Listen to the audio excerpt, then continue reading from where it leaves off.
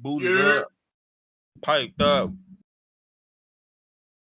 We back, baby.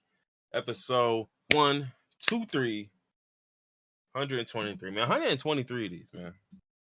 We That's a really think special about one. it. 1, 2, 3. That's Oh as far yeah, as I like can count.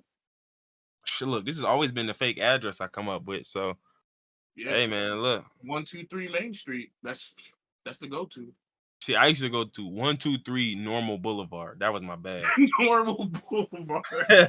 Normal Boulevard, just an ordinary old boulevard. At least Main Street is a street. I don't think Normal is a street. I can't think of a street named Normal. I know Normal Aves. My school was on Normal Ave. Montclair. Normal Ave? Yeah, Normal Avenue. Who came up with these street names? Why?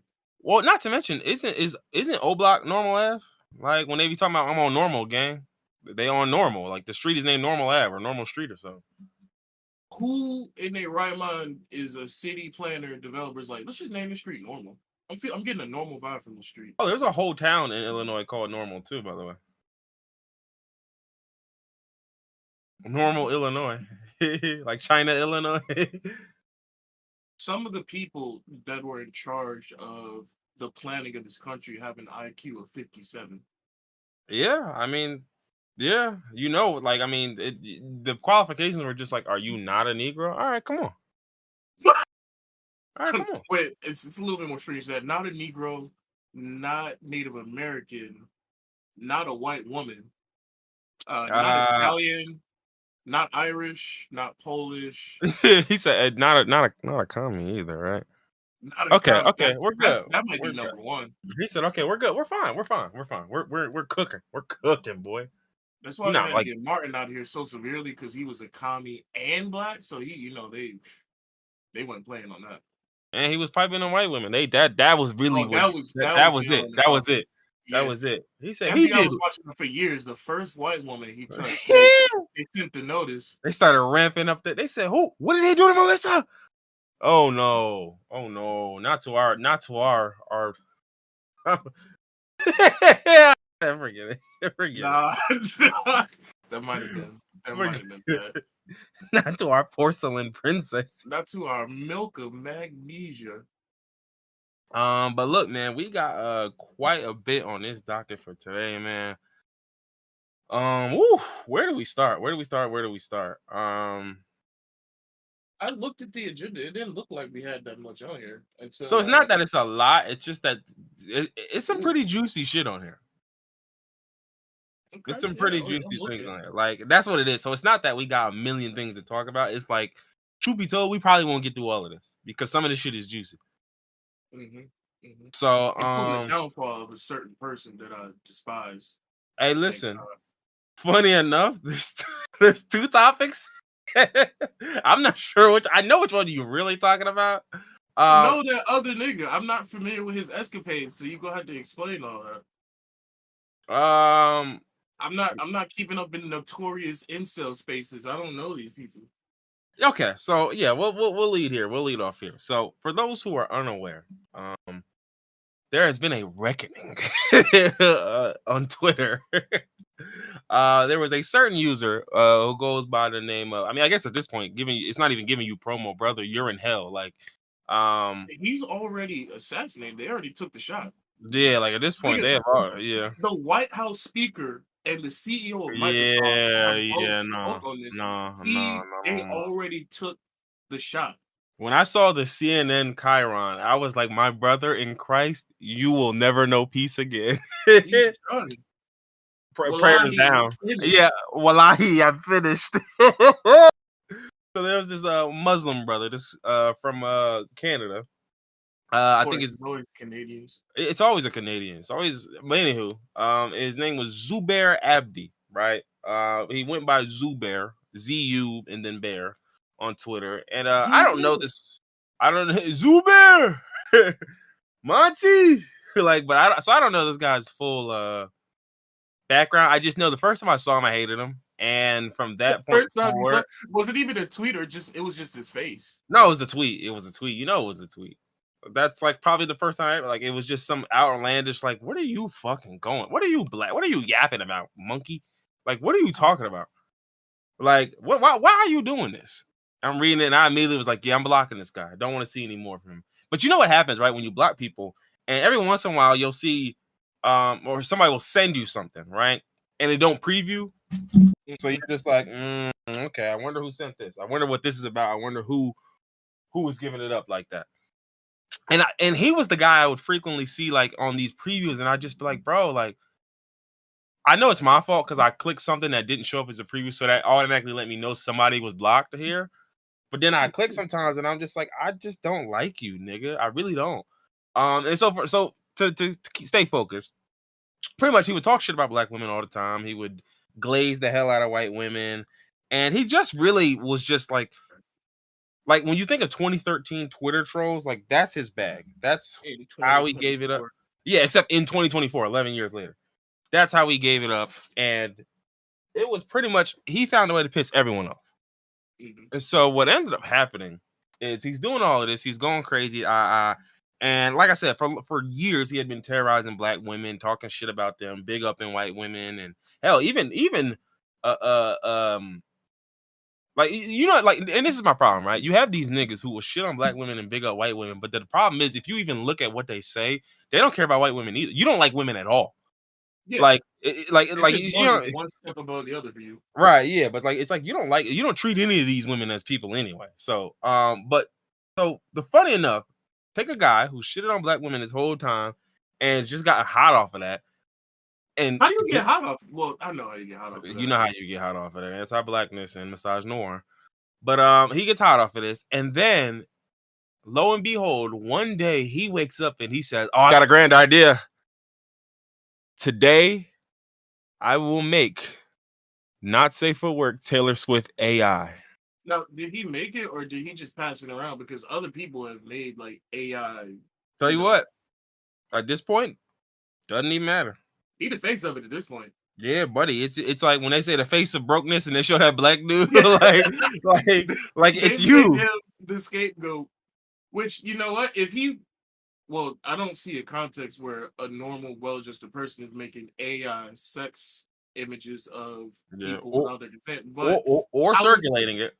I was gonna say if he was a better person, somebody might feel bad that they made him the face of this entire genre of horrible person, but I mean, from what you said, he sounds like a shitty person. Listen, so. There is nobody more deserving than this guy. I got to be honest with you. There's so many times where I've seen him on my timeline, and I'm like, it's not enough that I have you blocked. I have to get to you. I have to find a way to get to you.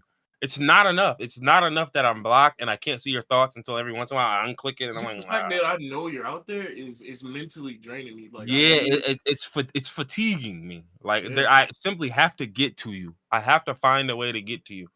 There's some people out there like that. For me, it's just, man. Yeah, and it's like, and again, and a lot of people are talking about incels, and again, I don't know his connection to the incel community. Judging off of his looks, he looks like he's part of the incel community. Yeah. Because then when people so what happens, right? He posted the Taylor Swift AI, as we all know.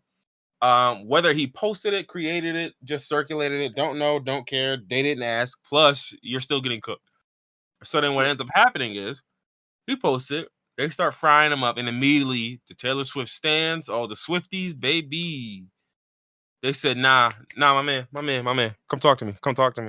Either you come talk to me or I'm gonna come talk to you. So, like, which one you want to do? Because you're not gonna like the second one. And so long story short, they pretty much doxed the shit out of this dude. And found his address, found where he used to go to school, started posting older pictures of him or newer pictures of him, because what we found out was he had an icon of like, it was like some tight zoomed in picture of some nigga with a snapback on. What we found out is that's a picture of him from years ago. And the nigga just been eating off of that. He been eating off of that because when you see him now, he's put on some weight. He looks sloppy. He looks ugly. I mean, let's just say it. He just looks like a bum. Right. And so the problem is that kills me is like, oh man, like, say it ain't so. And here's the other thing. I think people fail to realize with loser ass niggas like this, doing this on Twitter is arguably the worst punishment he could get. Yeah, because his whole life revolves around because I could tell his heart was broken when he had to lock his account. Like, he just that was a death blow. Exactly. Like, I'm a dork, right? So when you are online and this is my playground, the place where I go to be the guy I'm not in real life, when that sacred ground is trampled upon, it's like that's gonna hurt him more than anything else will. So for me, I was just like, oh, this is perfect. This is exact, and I thought it was so ironic that you had spent years shitting on black women and big upping white women just for a white woman's fans to fry you. Mhm. Like, I just thought that was painfully ironic. Like, just. And so, long story short, he's been getting cooked. He was getting cooked, and it was bad at first. I was like, oh, the Swifties are on your ass. I saw an article here and there, like Daily Mail. Oh, it's tough. It's tough for you, buddy. Then I saw Don't CNN even know how Chirons it got that far. because it's Like, Taylor Swift. Because think about it, you have to understand. Here's the other thing: there have been many people complaining about how this, the revenge, P. I ain't gonna say the word, but revenge, all of that, and AI and all of that, and how that has been a problem. There's been a lot of people who have been talking about it, but as we know, in this country, if you're not famous, who fucking cares what you think? Yeah. So what happens is when someone famous presents that issue to y'all, oh, wait a second. Now we having a different conversation. We got this in the bud. You're fucking right. We do. This reminds me of that dude that got caught looking up AI, not safe On for stream, content. one of the streamers, his fellow streamers, yeah. Right. And so that's my thing. Like, I've always told people, like, whether you're the guy who makes it or disseminates it and spreads it around, both of those guys, y'all should both get the same ass whooping. Honestly, Like, I think y'all should get the same ass I whooping. think they should get their ass whooped, but I feel like the person that made it needs a worse ass whooping than the person. No, here's my thing. I'm gonna execute both of you. That's kind of what I'm getting at. Like, if you put it this way, if I know, I can't even think of a female streamer that's like popping. I don't know. But if I know, like, if I make some AI bullshit of LeBron James's wife, right, and I make it, but then somebody else decides they gonna spread it, and they got a platform of 60, 70,000 followers, and then it blows from them spreading it. I'm getting rid of both of you. Do you understand? Neither of you will make it. Like, so the punishment will be the same only because I can't get any worse than what I'm gonna do to you. So it's like, no, you're both fried. Like, I think one deserves a worse punishment than the other, but I mean, I don't have anything worse than what I'm gonna do already. So it's like I'm already giving you the worst I got. Yeah, that's true. But it's like, look how they massacred my op. When I first heard about this, I thought this was somebody else because there was another famously hated internet incel that was getting doxxed. There was a dude that was a mod on DJ Academic's Discord. Oh, Lil Boom. Lil Boom. Yeah, Yes. Going crazy at this girl, and I think he doxed her or tried to dox her. No, he did dox her. He did. I don't think it was like her address or anything, but it was like her real name and a bunch of other information. And then because of that, he got doxxed. And because he got doxxed, people were able to find out that he got arrested and charged for touching underage girls in Walmart, like touching their butts. Oh yeah. I saw a bunch of this. It was on camera, like not 4K, like 97K. This nigga spent like 4 hours in a group chat trying to like lie and deny the allegations, and then he eventually got cooked and he got fried and he had to leave the internet. So when I first heard about this whole Taylor Swift situation, I was like, damn, how did Swifties get into this? What did he do to them? I thought it was the same person. I just didn't realize it was two separate incels getting violated in the same time. I don't know enough about Lil Boom to know he was an incel. I just know he was one of X goofy ass. He's moderating for DJ Act. So I know you're a goofy ass chat nigga regardless, which comes with a bunch of incelish and all of that other type of shit. I just know, again, I did hear that story because I remember when I first saw it, all I saw was a video of Act describing the situation and then him crying at the end. And I was like, this is kind of funny, but what's going on? He was crying? No, yeah, he was crying. But I was like, this is kind of funny, but like, I don't even know what's going on. Right? Like, I have no clue what's happening. Academics be crying. You cry when a gay nigga make fun of you. You cry when one of your moms gets knocked. Like, well, listen, no, be crying over. These both make sense. The first one, he was crying because he knew he couldn't be as homophobic as he wanted to be. And that was tough. That was tough for him. I want to call this nigga slur so bad. And that was tough for him. Second one, he was crying again because it's like, you co-signed this guy. You put this guy on. This guy is a nobody until you put the battery in his back. So for him to do all of that and him be hiding all of this, and then you find out in this way, because what happened was it's a white dude on YouTube named 1090 Jake, who basically Oh yeah, I know him. he He's used to showing people expose niggas. paperwork in jail. Yeah, he be exposing niggas. So a lot of niggas don't like 1090 Jake, but the facts are the facts. And a lot of people call him a snitch, and I'm like, brother, if he's looking up official paperwork and y'all got paperwork out, exactly. what are we He's talking just about? showing shit that y'all didn't know. How is he snitching? So he I guess he does expose on this Lil Boom nigga. And I'm not sure if he produced the videos or who produced them, but either way, Ack sees the videos, and that's the second video I see of Ack, right? The second one is Ack going through like the frames of the videos, like, my nigga, this is not no accident, my nigga. Like, this is not no like you at da. So he's going through all of that, and he's basically just cooking the nigga. And then I seen, mind you, I didn't even know. For the longest, I had no idea what Lil Boom looked like. Once I saw what he looked like, and I saw that little pedal stash on him, I said, "Are we serious? Are we having this conversation? Oh man, are we really talking about this and having this conversation? Look at him. Look at him." I was like, bro, the verdict is you are sentenced to 100,000 rotations around the sun. I'm like, listen, this is the week of opposition research. Like, my overly positive pal research. Man, get this nigga the fuck out of my face, yo. There's no way this nigga did everything they said he did and more. Who? Lil Boom? Lil Boom. Oh, I'm screaming. Yeah. I love how you type his name in. Lil Boom, the Walmart Reaper. The what? Oh. Yeah, I don't even. This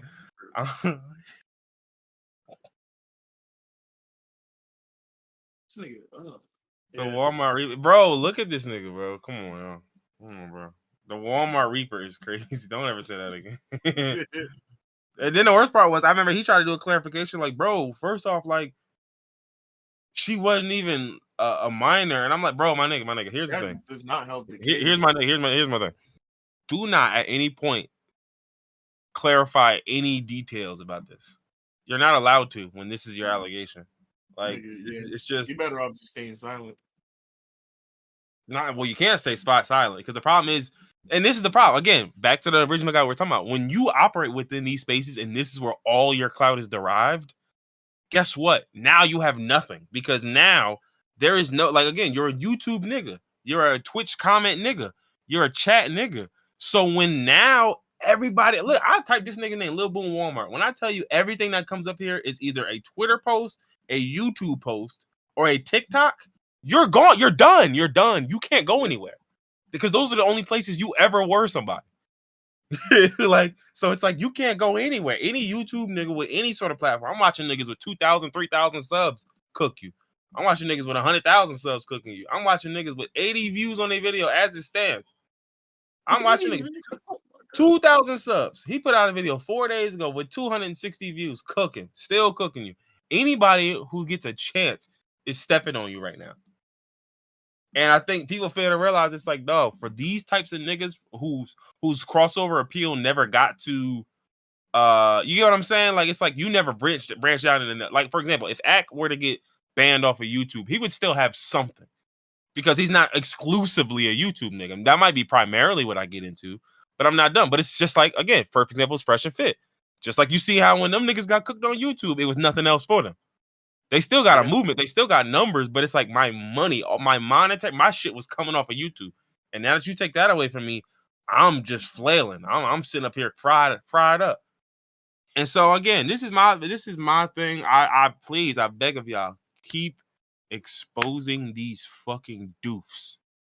Please, I beg of you. I want each and every one of these niggas hung out to dry. Drag them through the streets, clinking the bell, talk shame. Like, I need that. I need, this shit is good. I love to see my ops get done in the worst way.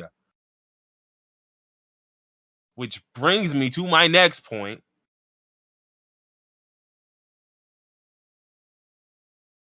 You scared to say it? A new song came out the other day named Hiss. The song is a track by Megan Thee Stallion, who, as you all know, we are big fans of here. And And she has some choice lyrics on that song, right? Now, again, this would have been perfect for Raven to dive into because I'm not going to get into the full lyric breakdown of everything. It's like a lot. I actually probably will. But this started with Megan basically making a song. I don't know if you've heard this song. I haven't. When I tell you, just from the first line, like just like the speed at which she was rapping, I said, okay, this is like you had like a 5-minute song's worth of bars, and you just said like, no, I'm not trying to rap for that long now. Just speed it up, and I'm gonna get my shit off. Like so it's very quick. Like she's rapping like this is like, you know what I mean? It's damn near, but she's whipping niggas. So let's start with the few jabs that she threw out here, right?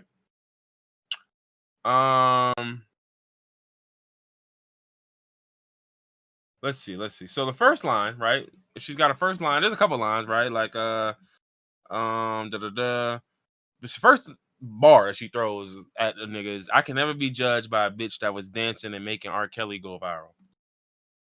Basically saying like any of you TikTok hoes that got something to say about me who was up here, you know what I mean? And this is a double entendre too, because not only does this apply to just any old fan who has some shit to say, but it also has something to do with the fact that Nicki Minaj has mentioned R. Kelly in a few of her tracks, which is also funny to me, and I'll get into that in a little bit, where it's just like, I feel like with the allegations that are leveled at you, you ought to do yourself a favor and stay away from these types of things, but Nicki never has.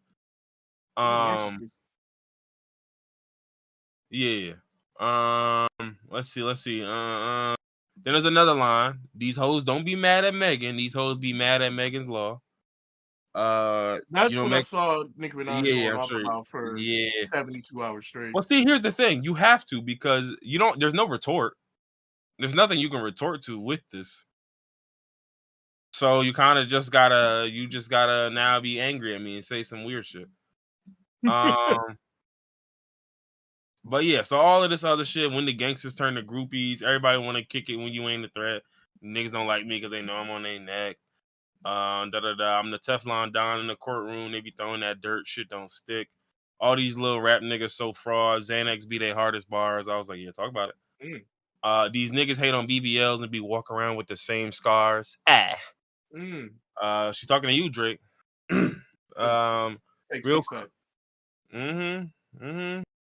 Cosplay gangsters with fake ass accents posted in another nigga hood like a bad bitch. Yet again. Okay. All right. Anyway. All this other shit. She was going where. Yeah, pretty much. So pretty much this is just a song where, look, I got back at Nicki, got back at Drake, got back at pretty much just all the other riffraff, all you other Z-list celebrities who had some stupid shit to say. And as we all guessed, this sent the cokehead into a fit. Only the cokehead. No one else. She's the only one colloquially, known as the cokehead. But sent them into a fit. I mean, there was all types of what was it? There's something with the foot. I can't remember what she was saying. You said something about stepping on a good foot. Yeah, stand up on your good foot. I remember hearing that. Why did I type that in? I should have known Nicki Minaj's foot was not going to give me the right Google search I was looking for. You gonna bookmark that for later though? I can assure you I won't. But anyway, so she did all of that. Was talking to her, and then she was on IG Live, literally sounding like she was wild coked up. Does she not have anybody in her camp like at all to like just tell her to chill? I just honestly think like with Nicki, she's a maniac. She's Kanye West. I think we fail to realize this. Is there anyone around Kanye? We don't fail to realize it. Them listening fail to realize this. We know, right? So okay, or she got a snippet of the song. I remember now. She, bad bitch. She like 6 foot. I call her Bigfoot. The bitch fell off. I said, get up on your good foot. Bitch, that shit is trash.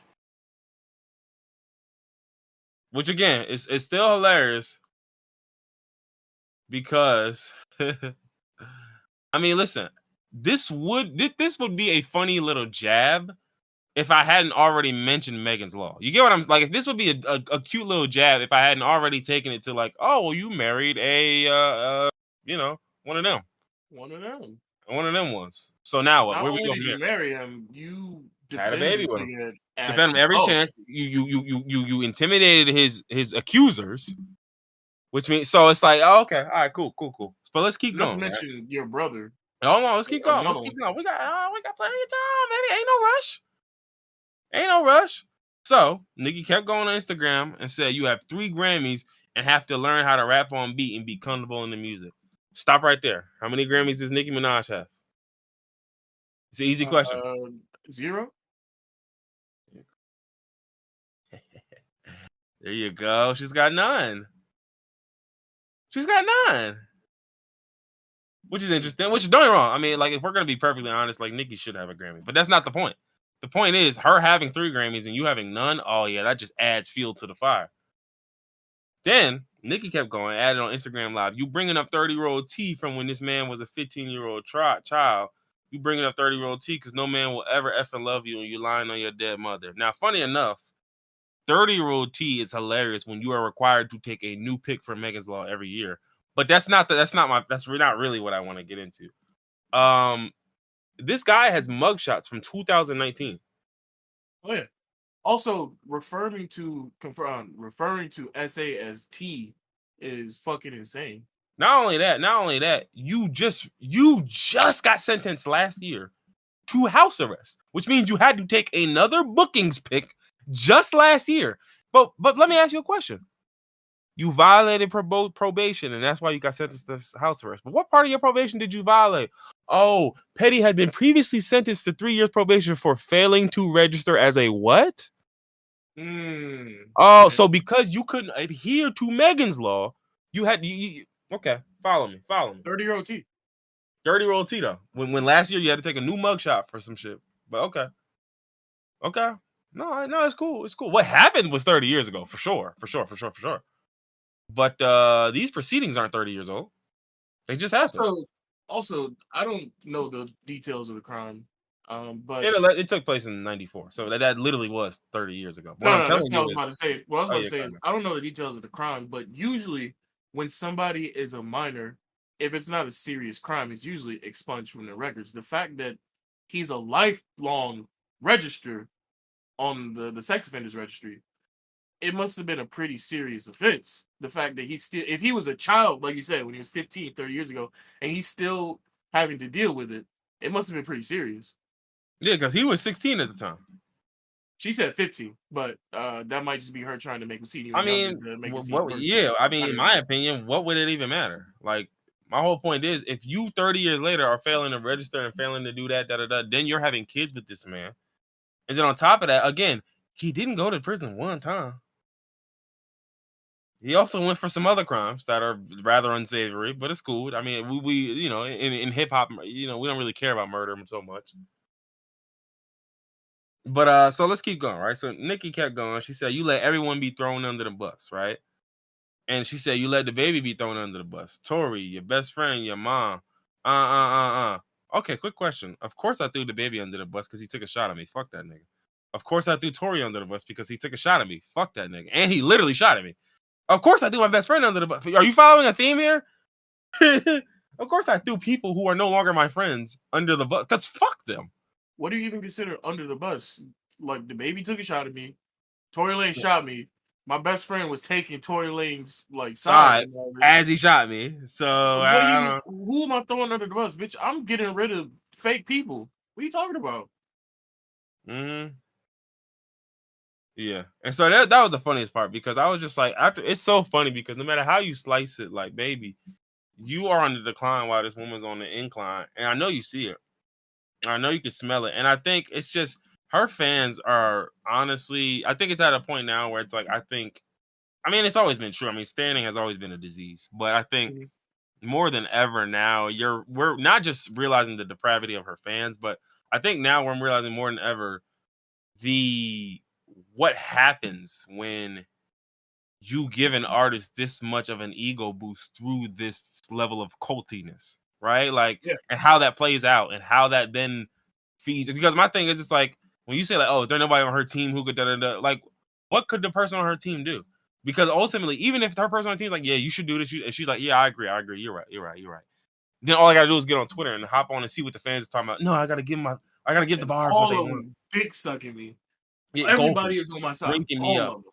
Like, y'all lucky she quiet for now because da-da-da. And it's like, nah, I gotta say something. That's why I like this past weekend. Like I already knew, like you said, that stands are mentally unwell. But this past weekend, just reading some of the comments that these people have been saying, it's just like you people are literally not mentally well. Like the lengths y'all At are all. going to, yeah, the lengths y'all are going through to try and defend Nicki Minaj and try to throw shade at other artists. It's like, why? What did Nicki Minaj do for you to where you care this much? Like what? I genuinely cannot fathom. Parasocial relationship. You gave me the will to live, sister. Like I saw one fan that was saying some fucking stupid shit in the comment section. I just went to their page just to see, and their title was not their title. Their bio was Nicki Minaj replied to my comment. Nicki Minaj followed me back for my birthday. You are fucking insane. Like this is like to Your me, life revolves around yes, this person that's not even a bro. good person.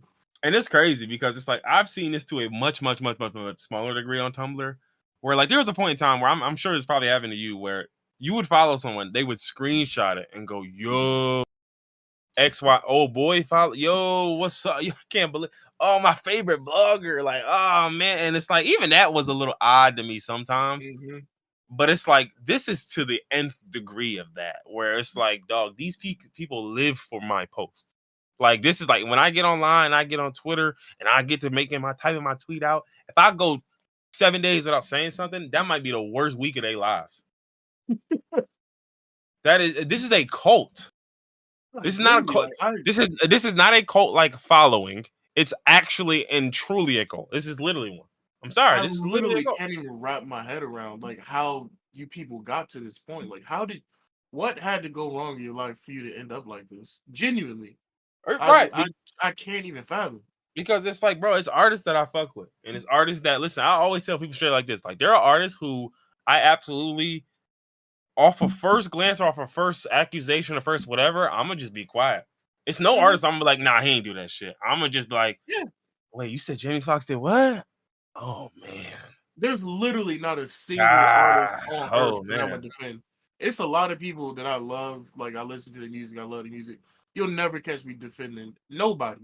Cause listen, I have always gone on record and be like, Jamie Foxx is one of those guys to me. I fuck with Jamie Foxx heavy. Now, when he had them allegations come up around that time, I forgot when that was probably like a few months ago. But when his allegations came up, where he had an essay allegation, what I'm gonna sit up here and say that ain't happened?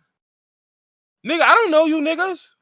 Exactly. I don't know none of you niggas. I'm gonna look at it and go, that don't look good.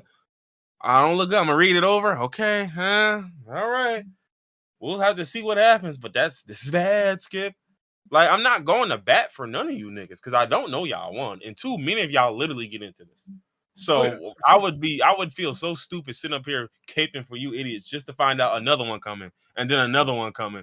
And then, you know what I'm saying? Like, it's like imagine. That's why these people. That's why they go so hard because, like you said, you'll feel so stupid if you defend this person, and then the accusations just kept coming. Yep. So they just had to keep doubling It's and tripling down. Sunken cost fallacy. Where like I've already sunk my whole life into being a fan of this woman, even though I'm seeing this woman slide. If I recognize that and acknowledge that, that would mean I slid with her too, and I can't go for that. So. Nah, we good. We got it, sis. These bums know these bozos. I'm like, bro, all you got is jokes, and I'm sitting up here saying, okay, your baby daddy's a predator. Your brother's a predator. I call her Bigfoot. I call her Bigfoot. Get up on your good foot, baby. Both of them. I have a gym deal with Planet Fitness. My feet work fine. My feet are perfectly fine. What do you like? Again, and that's the other part where it's like the jokes don't really bang the same when it's like stand up on your good foot. Again, I just signed a Planet Fitness deal. my feet are perfectly fine. Like, buddy, I don't know if you know, but getting shot in the foot doesn't mean I'm like disabled in my foot for life. Yeah, it's not like I got shot in the spine and I'm crippled going Yeah, my like and it slipped a disc or something. No, like, buddy, I'll be fine probably in a month or two. Like, I'll be able to walk on crutches in a few days. I'll be fine. But what was I gonna go? What was I gonna go to? I think the transition. I was either gonna talk about Vince McMahon or the Smithsonian exhibit on glazing. exhibit. I think Now, that's a lot of Nicki Minaj fans. well, yeah, no, that was why I thought of the glazing exhibit. But then when I just thought of like heinous allegations and whatnot, I was like, well, Vince McMahon, of course. Yeah, let's get into Vince McMahon. Because I've been like loosely following it because I've never really been a fan of wrestling, so I didn't really care. So like I've just been looking and seeing what's been going on, but I haven't like really dove too Yeah. deep. So long story short, Vince McMahon did that shit. Like that? No, literally, like Vince McMahon had a lawsuit from an ex-employee, and he resigned from the WWE right after that. Oh. Now, I want you guys to keep this in mind. Vince McMahon has settled 13 previous lawsuits regarding sexual acts before. 13. Yeah, 13. If number 14 makes you quit your job, something's going on. I'm just telling y'all. I'm just telling y'all how that works. Because why would it have mattered?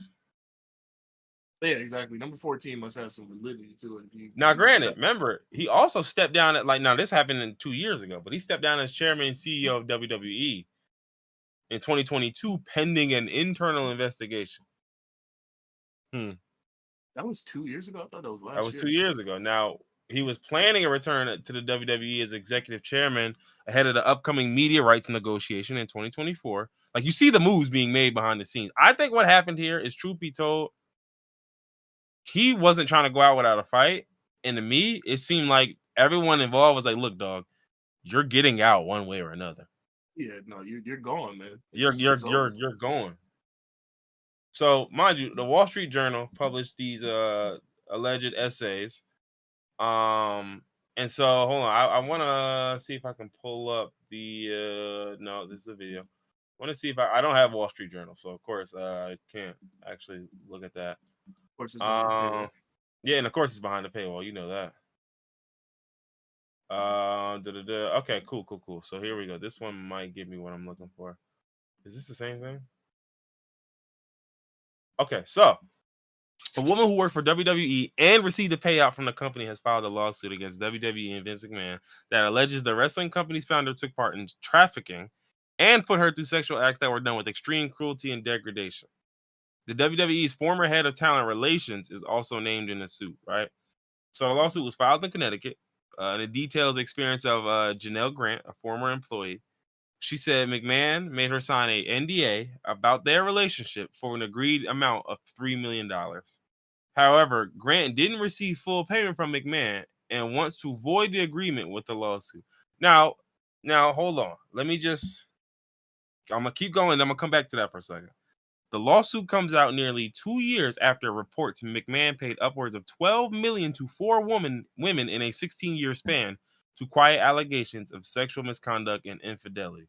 The Wall Street Journal also reported WWE has investigating a secret $3 million settlement to pay to an employee with whom he allegedly had an affair, after which McMahon retired as CEO and chairman of WWE. So let's just follow this for a second. 4 women, upwards of $12 million, right? Over a 16-year span. That's 4 women. Let's keep the numbers here. Secret $3 million settlement to pay to an employee who you allegedly had an affair, and that made you retire as CEO. That's 5. Now there's this woman. That's 6. I'm here to tell you right now.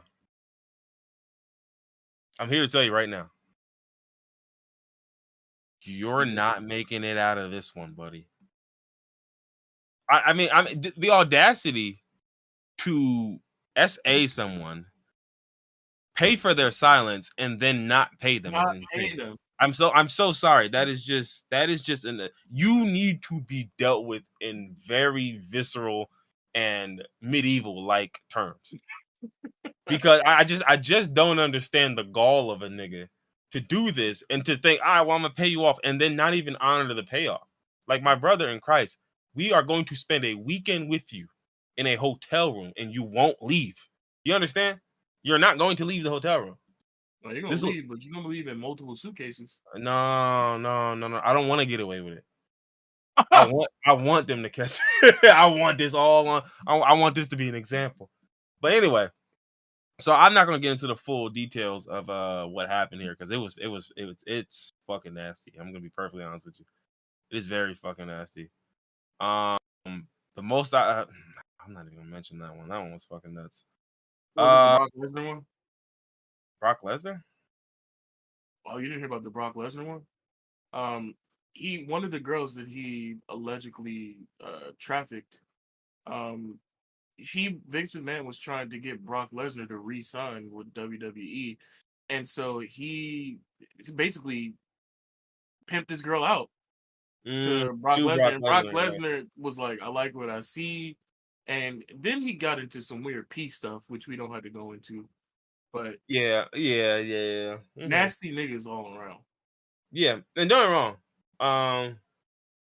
There were also a bunch of text messages from Vince McMahon.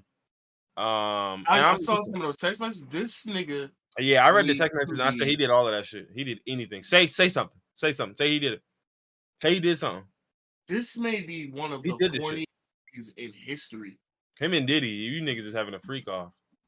That reminds me. Somebody took a picture of Vince McMahon and Diddy with each other. Then somebody just added a picture of the Riddler and Joker next to each other. That shit is Mussolini versus Hitler. Like, you niggas are the best of the worst. Those text messages, man, they haunt my nightmares. Like, he was on some truly wild, devious, demon-like behavior. It was everything that came. It was racism. It was like you just simply did it all. He was into BBC cucking, like, brother. Yeah, it was everything. This is a sick Caucasian. Yeah, so needless to say, prayers down for that nigga. We will put you in the Iron Bull, sir. Yeah. But yeah, so I guess from there, honestly, I don't know. I don't necessarily feel good about transitioning to glazing after that segment. But I'm gonna push through. So I put this on here because I think I was randomly thinking about this sitting in my room because I was listening to and I do this every once in a while where like maybe like once a year I'll go and listen to the Otis premiere on Hot 97, right? And if you're not from New York, Hot 97 is the main radio station for hip hop in the New York metropolitan area. Funk Flex is like the famous DJ from Hot 97. Anywho, Funk Flex has a penchant for never letting fucking songs play. Ever. Like, for example, let's say you got a hot song. Let's Swagger Like Us, right? Let's take a song like that. It's 4 verses on that song, right? It will take, I don't know who in what order, but just imagine Jay-Z is third, right? It will take 30 minutes for you to get to Jay-Z's verse. And I wish I was exaggerating with you. I know I wish I was exaggerating. Like, I wish 30 minutes was just me gassing. The Funk Flex Otis premiere is 22 minutes. Comparatively, multiple times. Otis is about 3 minutes and 5 seconds long. just so we know. But it made me think about like this is some grade A USDA certified premier elite glazing taking place right here. Like, I think he was on performance enhancers when he was doing that glazing. I mean, you got to be on the jiggers or something. It's no way you're not on that gas station pill doing this. This nigga started talking about running into bodegas and just stealing. Because, like, what was going through your head when you was making this? New York City, I want you to go to the nearest bodega. You reach in that cash register and take what's in that cash register. It is yours. I was like, hello. Sorry, sir. Like, the funniest part in the world is someone, and this this is the funniest thing in the world I've ever read in my life. someone made a transcript of the 22-minute long video. The 2-minute long video. Literally, I'm reading the transcript. 21st explosion. 21st explosion. 7th mini rewind, followed by the 31st explosion. This shit is too good. This shit is too good, dog. Oh my god! I'll post a little Reddit thread with it in there. And then literally, nice 8th growl, 30-second explosion. Yes, the other bends on myself. 33rd. See, the other bends. That's the part in the Kanye verse where he said, "Last night I just pull up in my other bends." If you'll notice, that's not that far into Jay-Z's verse, and we're probably about 20 minutes or 15 minutes or 10 minutes even in, right? Here goes go. Like, hold on. I'm trying to look for the funniest one. Okay, 39th explosion. And 39th explosion. This just sounds like an anime. Nigga, it's just like this is literally a script for an anime. This is domain expansion. Domain expansion. 39 explosions. Like, 46th explosion? No, it keeps going. 56. It's 56. That's 56 explosions, 11 growls, and 11 mini rewinds. This nigga was off the ayahuasca, the honey pack. He was off a Celsius. He popped a Blue Chew. He popped a Rhino. He had a Blue Chew and a Celsius that was turned. So this is an example of good coke use. Yeah, right. Yeah. Take notes. This is what a good noble cokehead does. We said Blue Chew and Celsius type B. He said 40-second explosion, 11 rewind. Did he say popping bottles, putting supermodels in the cab? I like that type of talk. Hold on, 12. Go back and re-listen to it. 47th explosion, 12th rewind. That's right, New York City. This has been playing for 30 minutes. Okay? He's letting them know. He's letting them know. And that's the way it goes down. It is what it is. You see me? 48 explosion. There's a lot of reasons for it. 50th explosion. I'm the best to ever do it. Until I need to find the cash register part. Where is that? Oh my goodness. I gotta find that. Okay, 6 rewind, 16th explosion. So it's not too bad in there. New York City, you listen to me. If you're near a convenience store right now, any type of 24-hour store, go into the store right now and put your hand in the cash register for no reason. 17th explosion. I need to know what was going through his head when he said that specific line. 17th explosion. 17th explosion. Their money is your money as of right now. He's putting them on notice as of right now. It's the nigga at 7-Eleven. Listen to that. No, come on. No, bro, no. He said crazy. Somebody just pushed their album back. I don't know who. 18th explosion. Push it back. Push it back. Nobody specific. Just push it back. Dog. No, this is Glazing Hall of Fame. Yeah, this is Hall of Fame. This is the Smithsonian. Top 5. This is what I said. This is going to be in the Smithsonian of Glazing. He said 21st explosion. This guy said he's about to call the paparazzi on himself. The funniest part is knowing where he's at in the verse based on the glazing. 25th explosion, 3rd mini rewind. He said, looking like wealth. I'm about to call the paparazzi. He had to. He was not off of that one. Oh my goodness. He said he gets it custom. You're a customer. Ooh. 36th explosion, 9th mini rewind. You a customer. 37th explosion, 9th rewind. Let's go, New York, from the top. From the top. 37 explosion, 9 rewinds in from the top. And then you already know he said from the top, New York. It makes it easier. Easier to bear. Yo, come on, bro. I'm sorry. This shit will go in the Glazing Hall of Fame. Oh my goodness. This is peak.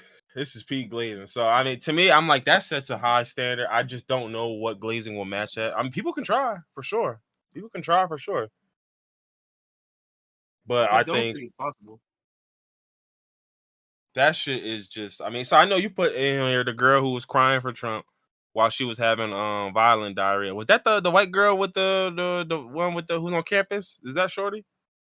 No, oh, I forgot about her. No. This was the old white lady that was on the toilet. Please, Donald Trump. And then violent diarrhea noise. They're covering this. They're changing the country. Violent diarrhea noise. You never seen that video? I don't think so. I don't think Hold so. on, I gotta find it. You need to see this. Cause this shit has me crying every single time that I see it.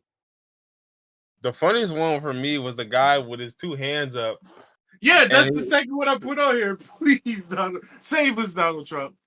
Please save us, Donald Trump. Please save us. Please. That video kills me. This nigga is literally praying to Donald Trump. That shit kills me, son. Like I think another good one is when Andre Drummond had his back turned and he was imitating LeBron. You remember that one? Repeat Hold that. up. When Andre Drummond was on the Lakers and he had his back Oh turned yeah. and he was imitating LeBron do the shot. That one was hilarious. That one was hilarious. I mean, the Pat Mahomes glazing is crazy too. I'm just trying to think. Everything saying everything's a little Mahomey. Like this nigga, this might be the most glazed quarterback of all time. Oh yeah, More for glazed than fucking the GOAT. sure. Yeah, more glaze than Tom. And that's the crazy thing because niggas didn't glaze Tom. They just hated him, but they just knew what it was. Like Yeah, they it's knew like, what was I finna hate happen. him, but he's the best. What can I do? Like you knew what was finna happen. Like you had to know that. So yeah, so the whole LeBron thing is hilarious. I just sent the video. I'm just looking at the picture now. This shit is killing me. Let me see. Let's see what the. No, oh my goodness, this looks crazy.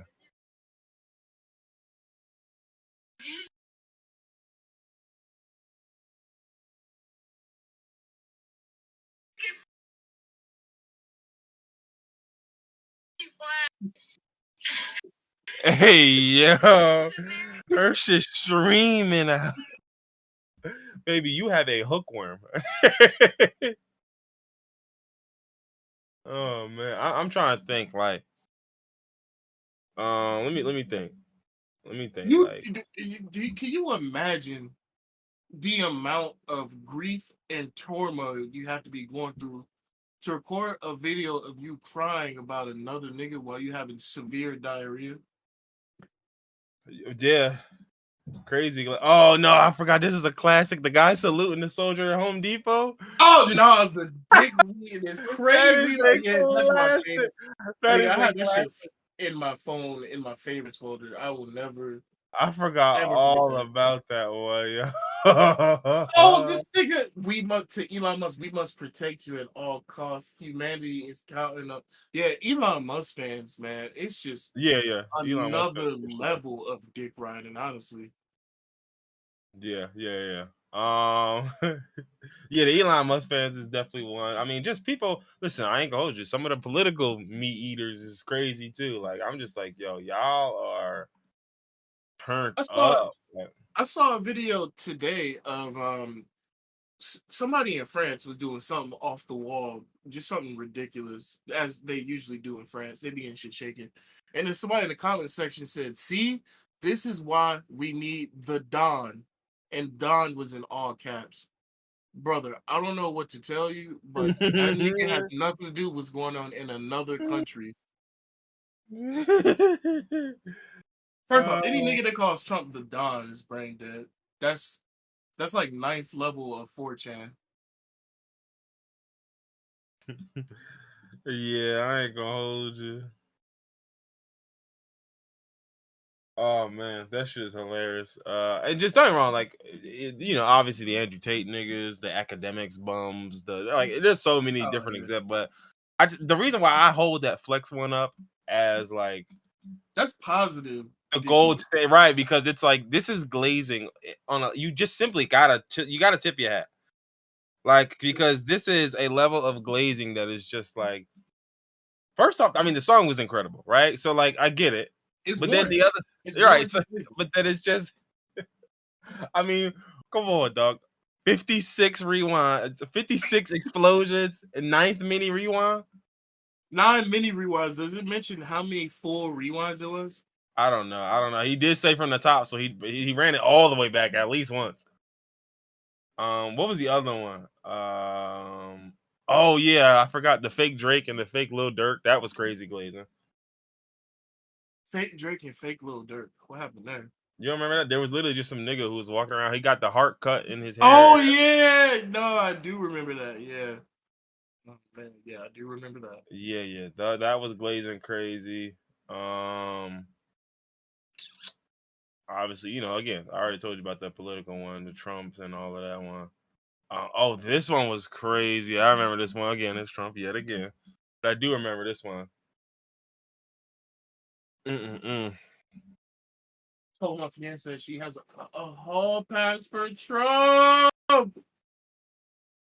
I think this one is a joke. Steve will do it.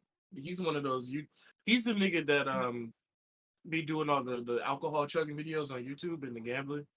Mm-hmm. So this one might be a joke, but this is still fucking hilarious. Yeah. I mean, don't get me wrong. I wouldn't joke this way, but yeah, I hear you. I wouldn't joke in such a manner, but yeah, no, I get it.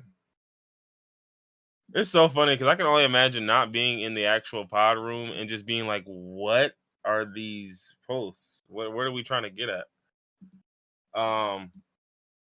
But yeah, no, just incredible glazing, wonderful, and it's sensational. And I think the flex is perfect example because it's almost inspirational glazing. Like it's like you aspire to inspire that level of glazing in people, right? Like it's like, I know I did something right in my career or in my life when that is the response that I get to when I get glazing that crazy. I've done something. I had to have done something. I did something monumental, even.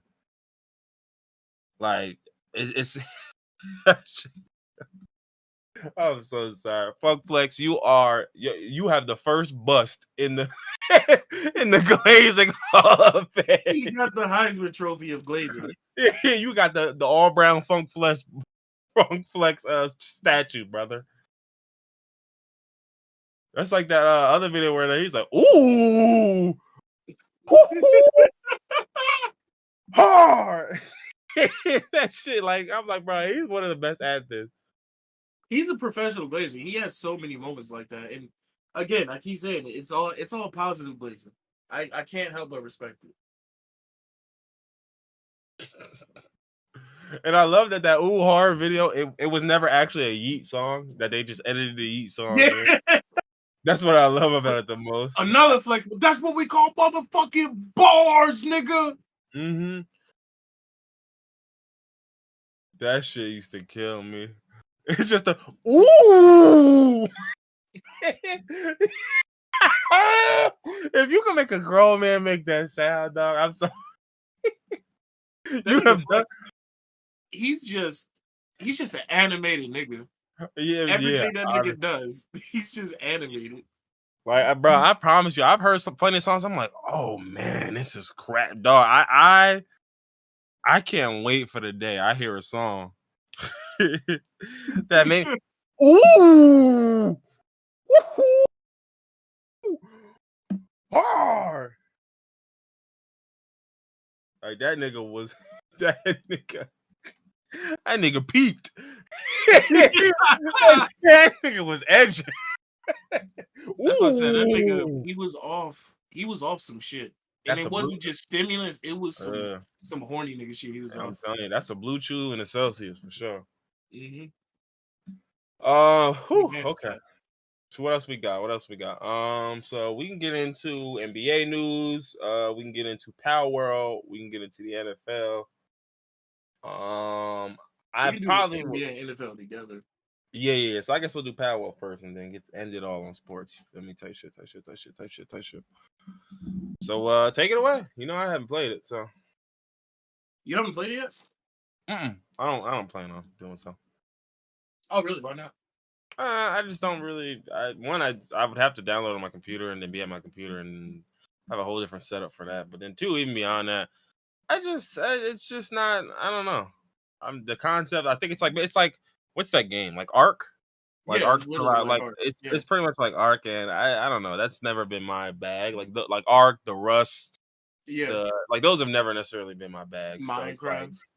well, yeah, even Minecraft. Like I probably have a combined what hour or two on all of those things like together. So it's I've like I've never played any of those games. I never played any type of survival game before, so I I mean I knew what to expect because I've seen other people play it, but I don't know. It sucked me in. Like yesterday, I literally just played all day. Um, you got sucked in by it. oh yeah, it sucked me in. It sucked me hard too. Did it swallow you up? Get your shit off. Were you swallowed whole? I've been swallowed. I've been swallowed. I wish he didn't say it like that too. I, I don't know why he Have said it you like ever that. been swallowed? He did I'm not like, have to say it like that. But yeah, no, this game is it's fun. I've been in it hardcore. I'm fully invested. When I first downloaded, I didn't expect to really even get into it. I figured I would try it out, and then when I got bored, I would go back to what I was playing before. But I haven't been able to put it down. It's just been like it's fun. Like you said, it's art. That's the perfect way to describe it. You start on the beach, you start punching trees and gathering stone and putting shit together. Um, but the what obviously changed it is the whole Pokemon angle. It's literally just Pokemon, but with survival elements. Um, but I guess I've kind of been getting into base building because ever since I played Fallout 4 and then Fallout 76, I've been getting into the whole idea of um, building a community and then just building, your house and then building everything you want in that, that spot. So I kind of like that. The whole aspect of just building up. I've been spending more time just building up my bases than actually like going out and fighting pals and whatnot. I really just got into the whole pal fighting thing, like for real, yesterday, and I've been playing mhm. since like Tuesday. But no, this shit, it's it's more than well, I don't know because I never played Ark, but I want to say it's more than Ark because you're using the pals once you. I don't know how it works in Ark, but when you capture the pals, you take them to your base, and then you have them mine materials for you. You have them basically you have them work to make your life easier. You have them make pal spheres, which are Pokeballs. You have them make wood and stone so that you can keep building stuff and you can keep building materials. And then obviously, as you level up, the more technology you unlock. So you start off with like wooden clubs and you work your way up to guns, which is what everybody's been describing the game as Pokemon with guns. But it's a lot more than that. The guns aren't even the main draw. If you wanted to, you don't even need to use a gun. You can just It's let the like pals Fallout shoot in that for you. sense, where like yeah, the guns is not, and like you can get very far and do a lot without the guns. Yeah, just like people do whole entire Fallout playthroughs without using a single gun. You can go through this whole game without even, using a gun. You don't need it. But Hmm. obviously that's the fun of it. Yeah, I And mean, if I got strats, hell yeah, I want to see that. hell yeah, exactly. And this shit, it's fun. It really sucks you in. As soon as we get done potting, I'm gonna go start it back up because it's I don't know, it feeds the dopamine receptors real good. There's a lot wrong with the game since it's in early access. There's a lot of jank to it, just like a Fallout game. But Hmm. when the game is fun enough, just like Fallout, you can overlook the jank.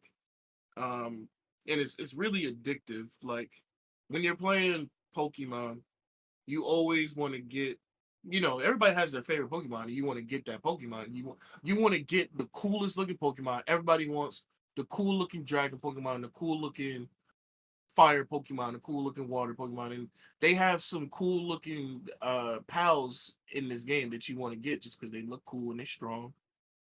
So that's a dopamine receptor feeder right there. Just constantly hunting, trying to find better and better pals.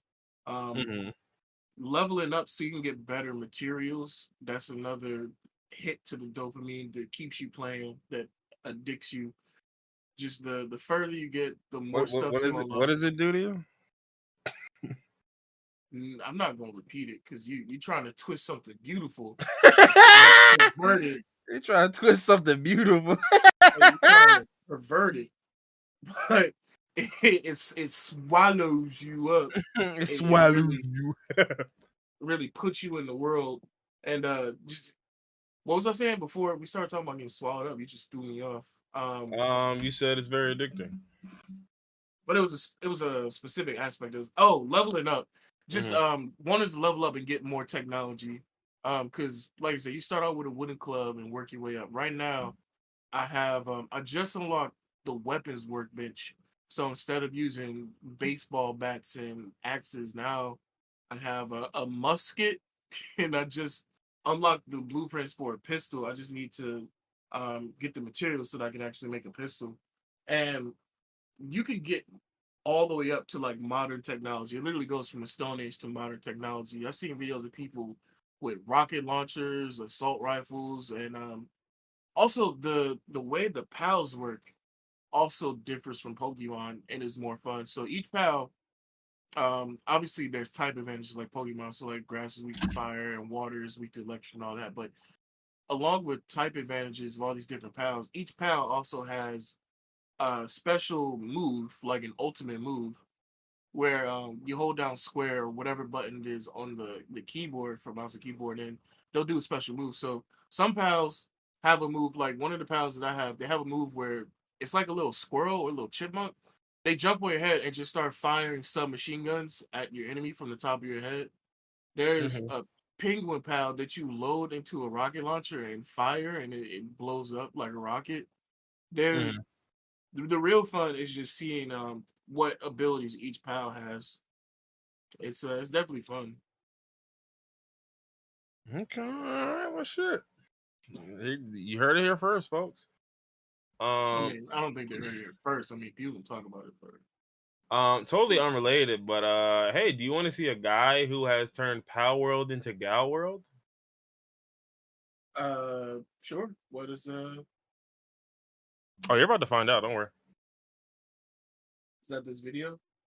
That little link. No, not the video. The little link I posted underneath it.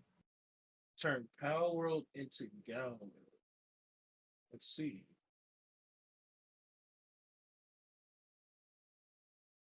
This page doesn't seem to exist. Try searching something. All right, let me. It's probably because I'm not signed into Twitter on my laptop, so let me just pull it up on my phone. Yeah, that's probably why. Yeah, yeah. Take your time. Take your time. I'll boot up our NFL and NBA stuff while you This do is that. about to be some deviancy, isn't it? No, no. What makes you think that? Hmm? Hold on, it's not coming up on my phone either today. Hold on, let me just go to Twitter and search. I This guess must maybe be this. really bad because I'm clicking every time I click it, try to go to fucking like it opens up a web page. The web page is nah, you can't view that. So this must be bad. It's just they're just talking about the little pals. They got Cativa and Chickapee and Liftmonk and Fox Parks and Flock.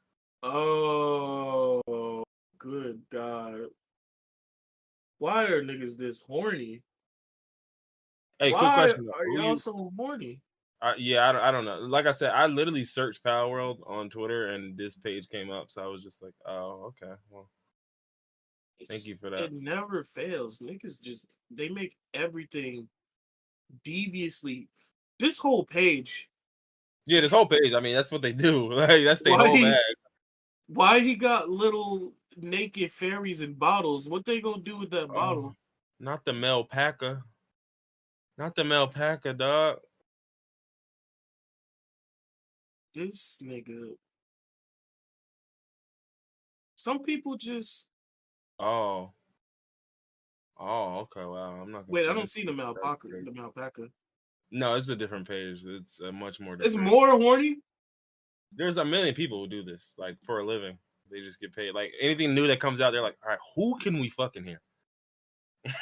It's like anything new. It's like, but they're monsters. No. I'm saying, but like, if we like make human versions of if them. we made human versions, which one of them would you fuck? I mean, be honest. And like, I wouldn't fuck any of them. Okay, I know that sounds easy to say now, right? Imagine if we made a fuckable Caterpie, though. What would she look like? And you're like, I don't know what a fuckable Caterpie looks like. Why are you asking me that? Why are Also, you? of all the Pokemon, why the insect? There's He some said, humanoid listen. Pokemon. Why He said, Caterpie? listen. We can make them all fuckable. Is what I'm getting at, right? It doesn't matter who. I'm like, well, how are you going to make Golbat? I shouldn't ask. I should not ask how you're going to make the rock monster fuckable. I shouldn't do that. Because you'll explain it to me, and you'll show me. The fuckable rock monster just sounds painful. None of like the clam. Why? I know what y'all gonna do with that. Oh, that's easy. I could do that one. Now, do you know who Nidorina is? Yes, I do. She was always so sassy. I'm like, yeah, I know y'all gonna. I was about to say they might not even need to change Nidorina. When They I ain't was a gotta kid, do I too was much. already kind of. I was seeing the vision as a kid. I'm not gonna hold you. Yeah, I was like, I ain't gonna hold you. I'm man enough to admit that I was seeing the vision. Now Nido Queen though, I was just like, all right, she a little brolic now. Oh wait, that's what I thought you was talking about. Yeah, that's the one I was talking about. Not Nido I want the mama. Yeah, I want to be Nido dominated. Queen. Which one of the? Hold on. He said, "I want to be dominant." Relax. Am I the only one that thinks power is sexy? I'm in the wrong. You're in the wrong, but not for that reason. Like you're certainly wrong, but you're just not wrong for that reason. Yeah, no, yeah, people Are you do this for looking at everything. fuckable Pokemon? No. I was just going through other different Pokemon, and I was just thinking to myself, what am I doing here? So you weren't going through like you were thinking in your head, but you weren't looking at fuckable Pokemon. Yeah, no, I was thinking in my head, and I was just kind of sitting here, and I was like, yeah, what am I doing? I'm fucking wasting time. Like I am absolutely wasting time. Someone got a Dinosaur model from Palworld into VR chat. Oh Lord. Dinosaur? Oh Lord. The Lovander? Hashtag furry? Oh. The Lavender. I haven't even seen that pal. What Yeah, I is don't the know what that one is. Lavender? Brother, I don't know. You got a better idea of knowing. Oh, this isn't even edited. The creators did this. This is nasty. Yeah, it's bad. It's bad. I'm not. I already sent one. I've done enough damage. I'm not gonna keep going. I'll send this one just so you can see it. This isn't an edit that somebody made. This is just in the game. Oh man. They just did that. Seeking a night of love. It is always chasing someone around. At first, it only showed interest in other pals, but in recent years, even humans have become the target. Now she one of them ones. And he, bro, act like you don't see her number. Act like you don't see her number. Didn't even notice that. Act like you don't see it. Like, I might need to find this pal. I haven't seen it yet. I didn't want to. I just need to complete my decks. I just need to complete the pal decks, obviously. Yeah, I'm sorry. These niggas are bugged out. I'm in the Palworld tag on Twitter, and I should get out because y'all are bugged out. Niggas saying they used AI for this game. You tell me AI made a fuckable Pokemon. Well, AI can make anything fuckable. Unintentionally, AI made a fuckable Pokemon. They also have one design that they left in the data, but they didn't put in the game. And I was just like, all right, come on, y'all. I'm supposed to act like I don't know who this is? They were gonna put that in, nigga. That's clearly Mewtwo. Mewtwo and Mew. I'm supposed to act like I don't know who this is. Like I'm really supposed to act like I don't know this is fake Lucario or fake Mewtwo or some shit. Like I'm stupid, right? They have a fake Lucario in this game called Anubis. Anubis. I can't compare it to Lucario because the nigga has human hands. Like this looks more like a person than a Pokemon. Just Google Anubis PAL and you'll see what I mean. Like people were saying, "Oh, they just stole this from Pokemon." Brother, this is the worst example of them stealing from Pokemon because this is not Lucario. Oh, that's Anubis. That's a guy that's got human hands and wearing Egyptian garb. That is not Lucario. This is literally Anubis. This is the god of the Who underworld. I don't know what you now? guys are Who talking is about. this big nigga that looks like the fucking Electrobuzz? Who the fuck is this guy? I think his name is Gigabuzz. Gigabuzz. Oh my god, this is like the funniest spit in the face where they're just like, "Yo, look, I copied your shit. Can you sue me for it? Though? Can you find a way to make this stick in court? Can you do it? Because if you can, then hey, I mean, you got me, huh?"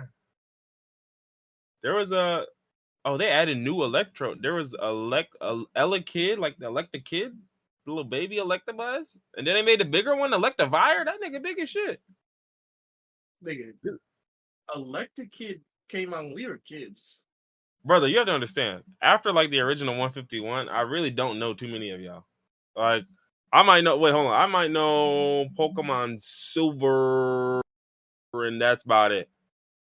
Like, that's like I played up until the third generation. Sapphire and Ruby. That's Silver where was I right really after, started. right? What's Silver was Yeah, Chikorita, Silver and Gold Bayleaf. was Yeah, yeah. yeah, yeah. That's it. Mind I you, played you can show me niggas from this generation. I still might not remember 'em. I ain't gonna hold you. like I said, I played third generation. So that was Blaziken. Um Is that the standing nigga with like the bell bottoms, the fire dude? yeah. Actually, no, Blaziken is the only one I remember. I don't remember the leaf or the water starter for that game. So yeah, that's Pokemon Blaziken. Blaziken. It was like a little penguin for the water one, no? I I think think so. Pipluck, I think was that generation. All right, Generation 3. Let's see. Gen 3 starters were Trico, Torchic, and Mudkip. Oh, Mudkip, yeah, because he turned into Swampert. Oh Yeah, yeah, I remember. Swampert Yeah, and Sceptile. Yeah. Mind you, these niggas, I'm sure. I've seen Piplup Blaziken was probably before. the generation after that. I didn't play that. I've seen Torchic and I've seen Blaziken before, and I've seen Trico before, but I certainly I cannot tell you that any of these niggas are really familiar to me. Like Gen 3 is where I got cooked. Gen 2, like I said, that was it. That was the last of what I had for Pokemon. Like I'm literally looking at them and I'm like, yeah, these are the last guys I remember. I'm Smoochum. Smoochum Smoochum, being like, cause remember the Jinx was baby just version of Jinx. Jinx. Yeah, and then they made a Smoochum. Like, I'm kind of up on Pokemon because I stopped playing in Generation 3, but as an adult I got back into it. And I played Sword and Shield and then I played Legends Arceus. So I'm kinda up on some of the new Pokemon. yeah, this was literally Raikou, Entei, Suicune, nigga. That's it. That is Yeah. all I got. Lugia, Ho-Oh, that's all I got. Nigga start talking Lugia about was that big fucking ass hard. whale or that big ass red nigga Groudon. I'm like, I don't know who none of those niggas are. Groudon and Kyogre, that was Generation 3. Those are the legendaries. The one thing I used to love about this generation though is that like I used to Cyndaquil and all his Typhlosion and all his shit. I used to fuck with them. Totodile used to be my favorite. That big gum nigga, that Yeah. big nigga with the just bite. Ferelidal or whatever his name was. Yeah, for alligator or some shit like that. Yeah. Nigga would just bite and bite. But yeah, so I don't even remember how the fuck we got on. Oh yeah, Palworld. Yeah, but yeah, I mean, look, it do look interesting. I'll tell you what, I do see the videos, and it is the type of shit. I'm like, maybe if I had like a Steam Deck or some shit like that, or like something like some sort of handheld thing, because I don't want to sit on my computer like that. So like, if I had something I handheld that I just could bring it with me, I definitely would probably go crazy. I just plugged my HDMI into my TV and then I just project my laptop screen on the TV and play it like PlayStation. Yeah, sure. But you gotta play it on the computer, no? Yeah. But I just plug in my PlayStation controller, so it's literally like I'm just playing the PlayStation. Oh, okay. Well, yeah, I guess that Yeah. works too. Playing on the TV and then yeah. That's my workaround until I get an actual PC. I was crying. They said, "Yo, your steps pop is one of them. Is a R word. Y'all care to comment?" He said, "We made $5 billion just this week." I was talking to Triple H. We made Ah! $5 just this week. I saw that, like, dog, that is a crazy response to what they said. I don't know what he said. He was like, what about Vince? You see this money, nigga?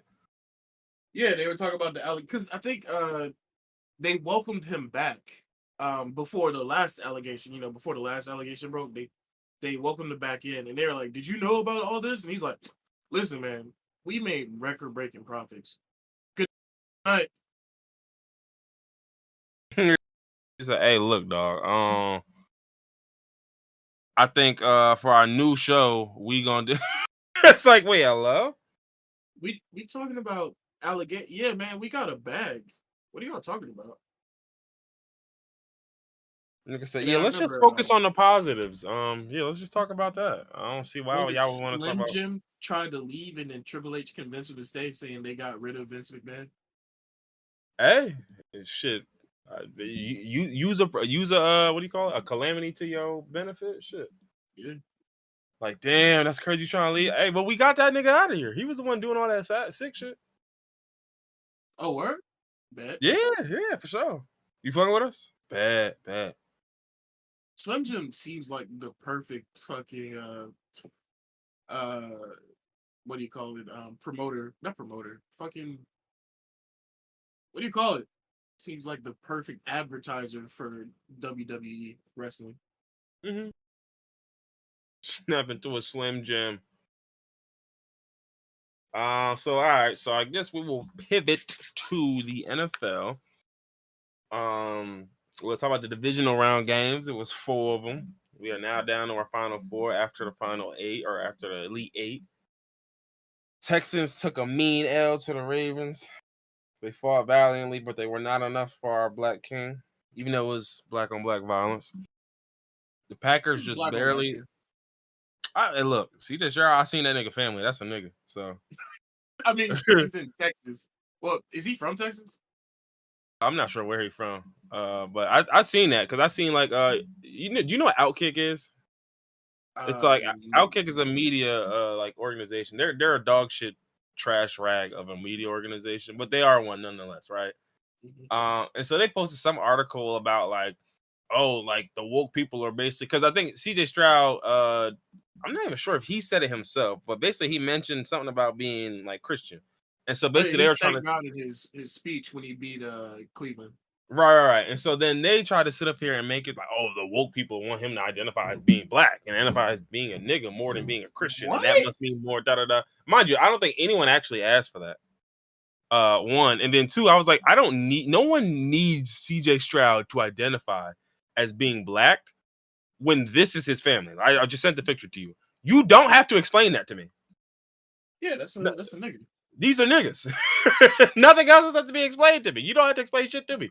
This is a family full of black people. He don't gotta identify as nothing. No one ever asked him to because one, he looks like a nigga. Two, he is one. That's it. And the point. So it's like nobody asked you for that. But anyway, he got cooked up. And hey, it is what it is. It's his first playoff run. He got to win his first playoff run, and that's what's up, man. The road ends here, but hey, look, more power, more blessings to the Kings. They got a black head coach too. Shout out to the Texans, man. It's listen, if a team out of Texas makes it, I hope it's y'all, not the motherfucking niggas. You don't even gotta hope. These niggas have no shot of ever making it. They're cursed. So next one we had the Packers lose by 3 to 49ers in a game where the Packers should have did it. They could have did it and they should have did it. They needed to capitalize on this one. I thought they could have did it. Remember, I said last week on the pod, I thought they were gonna win. You did. You sure did. And in a game where Deebo Samuel left, and just like what's the critique we've heard all year? When Brock Purdy don't got Deebo, the boy turned into a backup quickly. Yeah. And so without Deebo, the Packers looked like they were close. And then Jordan Love, he tried to be a little bit too much of a hero. He had a little too much dip on his chip. Tried to do too much at the end of the game, sealed their fate. But again, I think it was a good run for the Packers. I think they played valiantly. Another team that shouldn't have made it this far, but did anyway. Just like the Texans. Yeah. Now, granted, I'm not gonna big up these niggas because they ain't our division, so fuck them. But hey, look, another black quarterback leading his team somewhere. I'll take it. What else we got? We got divisional rounds. The Lions barely beat the Bucks. You say barely, but it was a close game up until the end. They kind of stomped them into the ground towards the end. Yeah, close, and then at the end, you sort of just saw like this. Always looked like one of those games where like, all right, Detroit has the upper hand, but Tampa Bay's not letting y'all run away with this. Yeah, And then it really wasn't until and it wasn't until like midway through the fourth where it was like, hey, look, I think it's about time. Like, I think it's just about over for us now. Let's end this. Come on, let's go ahead and close it. Let's wrap this one up. No, I know you don't want to leave yet, but let's just wrap this up. let's just get this handled. Honestly, I'm not gonna hold y'all. The Lions are also in my division, so I could say fuck them. I want to see the Lions do it. Maybe not win it all. Maybe not win it all, but I want to see them do it. I want to see them go. I'm in a precarious situation because obviously I'm for Detroit, so I want the Lions to win. But at the same time, I want Lamar to win. So like I'm hoping. Yeah, that's what I'm saying. So I'm hoping it's Lamar versus the Lions, and at that point, may the best man win. Yeah, I feel like this is Lamar's best chance to bring home Super Bowl. Like I want him to win this year, and then I want the Lions to keep that momentum that they gained this year, and then win next year. Yeah. So, and that's the thing I was telling my brother because I was thinking like, because some people were saying with Brock Purdy, they was like, basically like it's like like some people were saying like he needs to win a Super Bowl now. And niggas was like, bro, Brock Purdy is in like his second year. Why y'all putting these expectations on him? And for me, I didn't put these expectations on him, but the reason why I understand why niggas do it is because you were in MVP talks at one point during the season, right? And without Debo saying, we saw you look like an ordinary average guy. I'm here to tell y'all right now, and this is not a slight to Brock Purdy, you will never play this good again. There will never be another time in your career where you're in MVP talks again. Do you understand? So if you can't get it done now, that doesn't bode well for when you're playing slightly worse than this or significantly worse than this. And then what? Like, you know what I'm saying? Like, so it's like you kind of do have to get it done now. Not to say that it's impossible otherwise, because plenty of game managers and niggas who aren't super talented win Super Bowls as quarterbacks.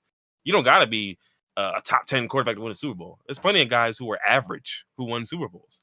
The only problem is you're in the perfect system for an average guy. Literally.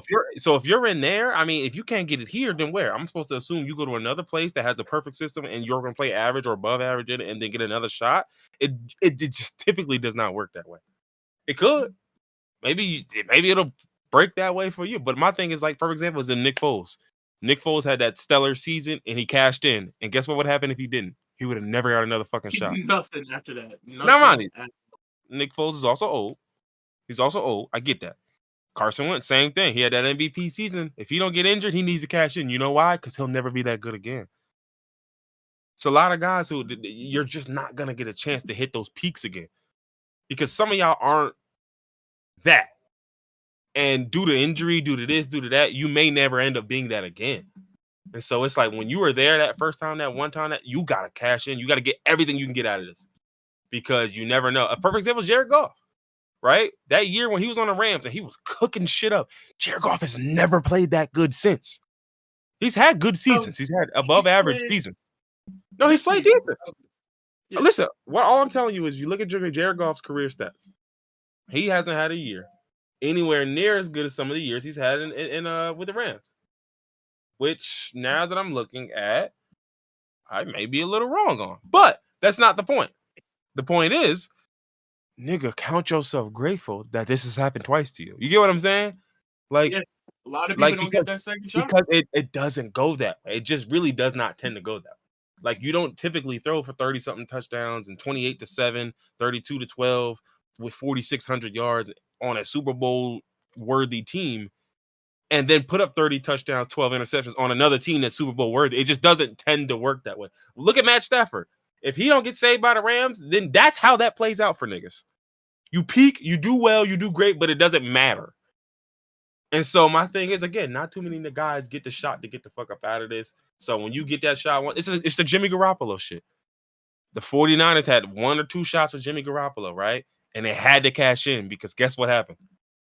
Jimmy Garoppolo has looked average ever since. You get what I'm saying? Like, so it's like, bro, especially knowing that this 49er system doesn't prioritize really good quarterback play. When you have a guy who's supposed to be average or above average and he plays like an MVP candidate, you have to win. You have to, because he won't ever play that good again.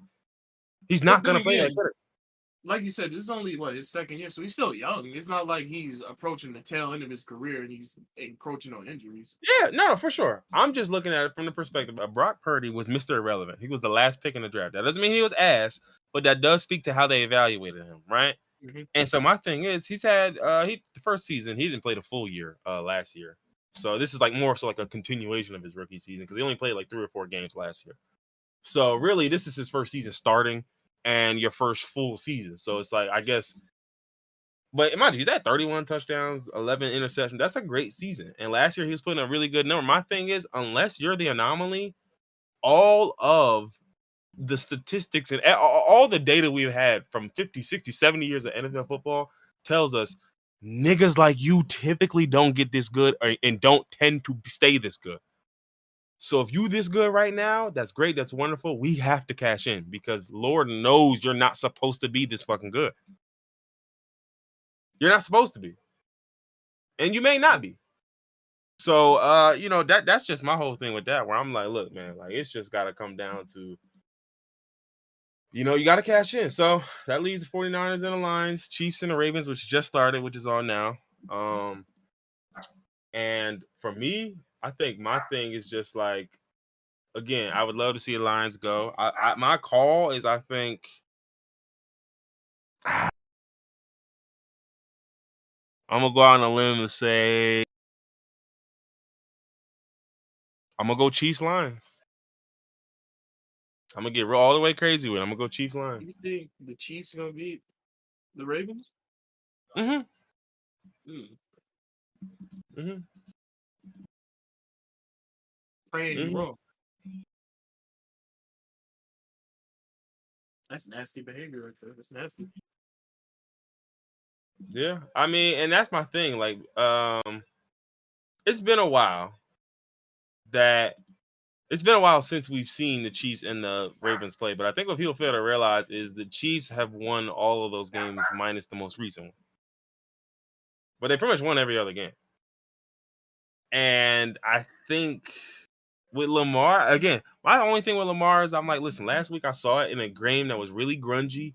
He still got it done, right? Like, it didn't look the sexiest on paper in terms of just passing yards and all of that. But, like, he had 300 scrimmage yards and 2-3 touchdowns. I mean, that's what I'm looking for. Like, again, if it's 150 passing, 100 rushing, hey, I'll take it. Yeah, I'll take it. The yards are the yards. Like, you 72% completion percentage, 150 rushing yards, 2 touchdowns, and then 100 rushing yards for 2 touchdowns, for 2 more. So 4 touchdowns for 250 yards, 4 total touchdowns, and no turnovers. That's it. That's all I can ask for. So my thing is, if you play like this, I think it's going to be a tough out. I think it's going to be hard for the Chiefs. My only thing is, I need to see it, because I have seen Lamar in the playoffs not look the way I'd like. That's just I'm just gonna be honest. I've seen him, but I remind you, some of this is old. Like, some of this shit is from 2019. Nigga, we're talking pre-pandemic. You know what I'm saying? Like, it's like, all right, it's kind of hard to post Johnny Lamar. Talk about it. Talk about it, because he didn't tweet Johnny then. You're absolutely right. So again, I think it could be different. It should be different, and we'll see if it is. But I also think, given everything I've seen from Pat, I think it's genuinely amazing that this light-skinned nigga who puts ketchup on his steak is still in. This light-skinned nigga who puts ketchup on his steak, I think it's absolutely mystifying that, given the fact that none of your receivers can catch any fucking thing, you are in the AFC Championship after playing the Bills and who else did they play? The Bills and who? Kansas City played the Bills and the Dolphins. The Dolphins and the Bills. Yeah. That wasn't supposed to go that way. That wasn't supposed to go that way. Like, I was afraid of the Dolphins matchup. Now the weather helped y'all, but y'all still blew them out. Then Bills game came. Shit, wasn't no weather with that one. We just beat them. I think it was cold, but y'all be all right. But so my thing is, it's like, listen, they playing against the Ravens. I think the Ravens ought to win, but It They seems like already that. have a touchdown. Who, the Ravens or the Chiefs? The Chiefs. Oh, okay. Well, yeah. So it seems like I know who ought to win, but I've noticed quite often. Okay, it's Travis Kelce, gotcha. But I've noticed quite often, and when it comes to Pat Mahomes, it doesn't matter who ought to win. It doesn't matter. Like none of that matters because I'm Pat. So Yeah. whether like and don't get me wrong, like sometimes that'll be the refs helping out, but a lot of times it's just Pat doing some inhumane bullshit. It's just him doing some utter fuckery, and you're just like, ugh, why does this work for you though? Like, why does he get to get this off, and I just have to be stuck not being able to make that play? Why does he get to make that play? Mm-hmm. I always think about that sideways throw that he made in the Super Bowl. Yeah, that wasn't even 2 years complete. That ago. smacked the nigga in the helmet. That honestly, watching that game, that was probably one of the most valiant. You still got your ass whoop performances I've ever seen because you got smoked. Like the Bucks cooked that nigga in that game. But I just remember watching the game and thinking to myself, he's out there by himself playing as hard as he possibly fucking can. I've never seen a guy get to the Super Bowl. Everyone in the game fails him, and he is out here putting it all on the fucking. He's out here throwing crossbody 72-yard bombs to the back pylon across his body while there's a blitzing defender in my face. All for it to hit exactly where I wanted the ball to go, but for my nigga not to be able to get there. Like, it's like, dog, I'm sideways, horizontal with the ground, still able to throw a 39-yard rocket to the end zone that smokes my receiver right in his helmet, which means it was right where it needed to be. But he couldn't catch it. It's like, This is dog, I before remember. all the trouble they had this year. Oh, absolutely. Absolutely. And this is when they were supposed to have guys who could catch. Yeah. Like, but that I just remember watching that, and I just remember thinking, like, bro, I've never seen something like this. I've seen guys play better in losses. Like, again, I watched Nick Foles. I watched the Eagles Patriots Super Bowl where Tom Brady put up 500 passing yards and like 4 touchdowns, and he lost. So it's not about the numbers. It's just about how fucking hard and how bad this nigga wanted it. And you can see it, like, bro, he's died. He's out here throwing lateral bullshit. He's throwing horizontal passes an inch from the ground on 3rd and 26. Like, bro, he's fighting for his life, yo. He'll do anything to get this dub. I was like, yeah, this is the type of nigga I want on my team. Look at this nigga hooping by himself, and he don't give a fuck. Fuck it, I'm hooping by myself, I guess. And I respect it. Like, dude, we talked about the amount of glazing that Pat Mahomes gets, but I mean, I feel like he deserves 80% of it. Yeah, no, listen, he absolutely does. Because I mean, again, you watch so many, like, and that's my thing. Like, the difference between him and Josh Allen is that I think him and Josh Allen are so similar, except Pat Mahomes simply just gets the win. Somehow, someone he gets the win. Like him and Pat Mahomes and Josh Allen are very similar in that y'all both will do superhuman, super heroic things. The problem tends to be for Josh Allen that you don't win. Yeah, You just don't win when it matters most. last week. Yeah, like you don't like, again, you can do all of this cute and cool shit you do, you left 13 seconds. For all of this cool shit that you do, you won't see the ball in overtime. For all of this cool shit that you do, I'm gonna make one more play, and that's all that'll happen. You made 7 amazing plays in the game. I made 8.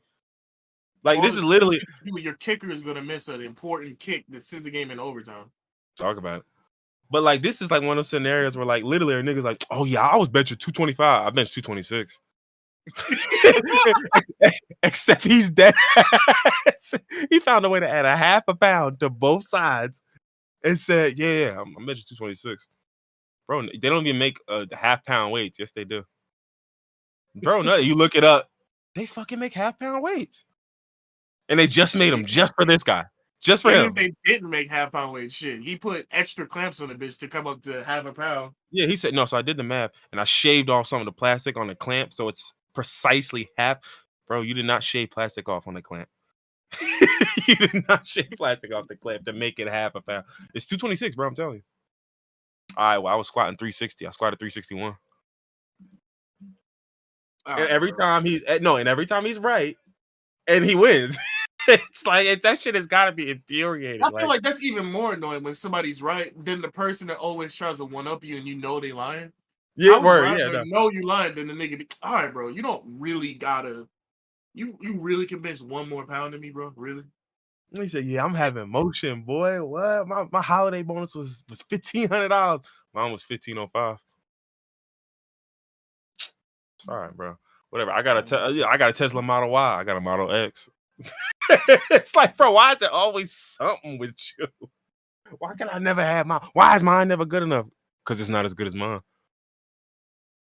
But I put in the same work. No, you put in the exact same work I do, -1. Like you be 1% off. That's all. But you gotta understand, in a world like this, that 1% is all it takes. When you're this good, that 1% is the difference. You're an A plus. I'm an S. Like that's the difference. Like I'm an S. You're an A plus. Like, and I know that hurts because you think like, bro, I threw for 300 yards, had three. Yeah, I threw for 300 yards, had 3 touchdowns, no turnovers. It's not enough. Why? Why isn't it enough? It's just not. It's like, what's that? The Christian Bale show? He said, "Why can't it be?" That shit kill me. Why not? Why not, you stupid bastard? Why isn't it possible? Literally, like, it's just not. Why not, you stupid bastard? I don't know what to tell you, bro. Just can't get it. Let's see. Jim Harbaugh. Ooh, is that Jim or is that John? I don't know. One of the Harbaugh brothers. The one who was at Michigan. The one who was at Michigan left Michigan to go coach at the Chargers. At first, I didn't understand why he left Michigan, but I think this makes a lot of sense.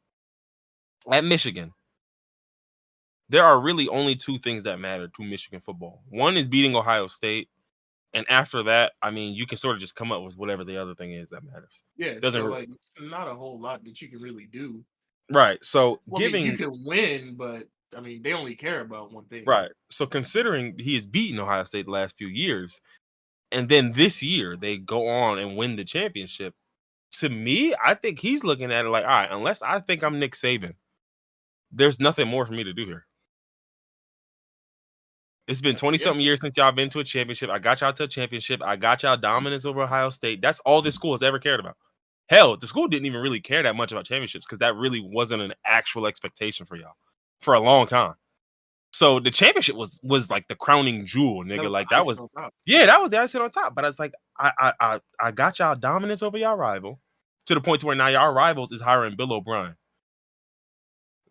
Like, buddy, I got dominance over our rival. These niggas are floundering. Like niggas are like begging for bro, Bill. Hey, what's going on, man?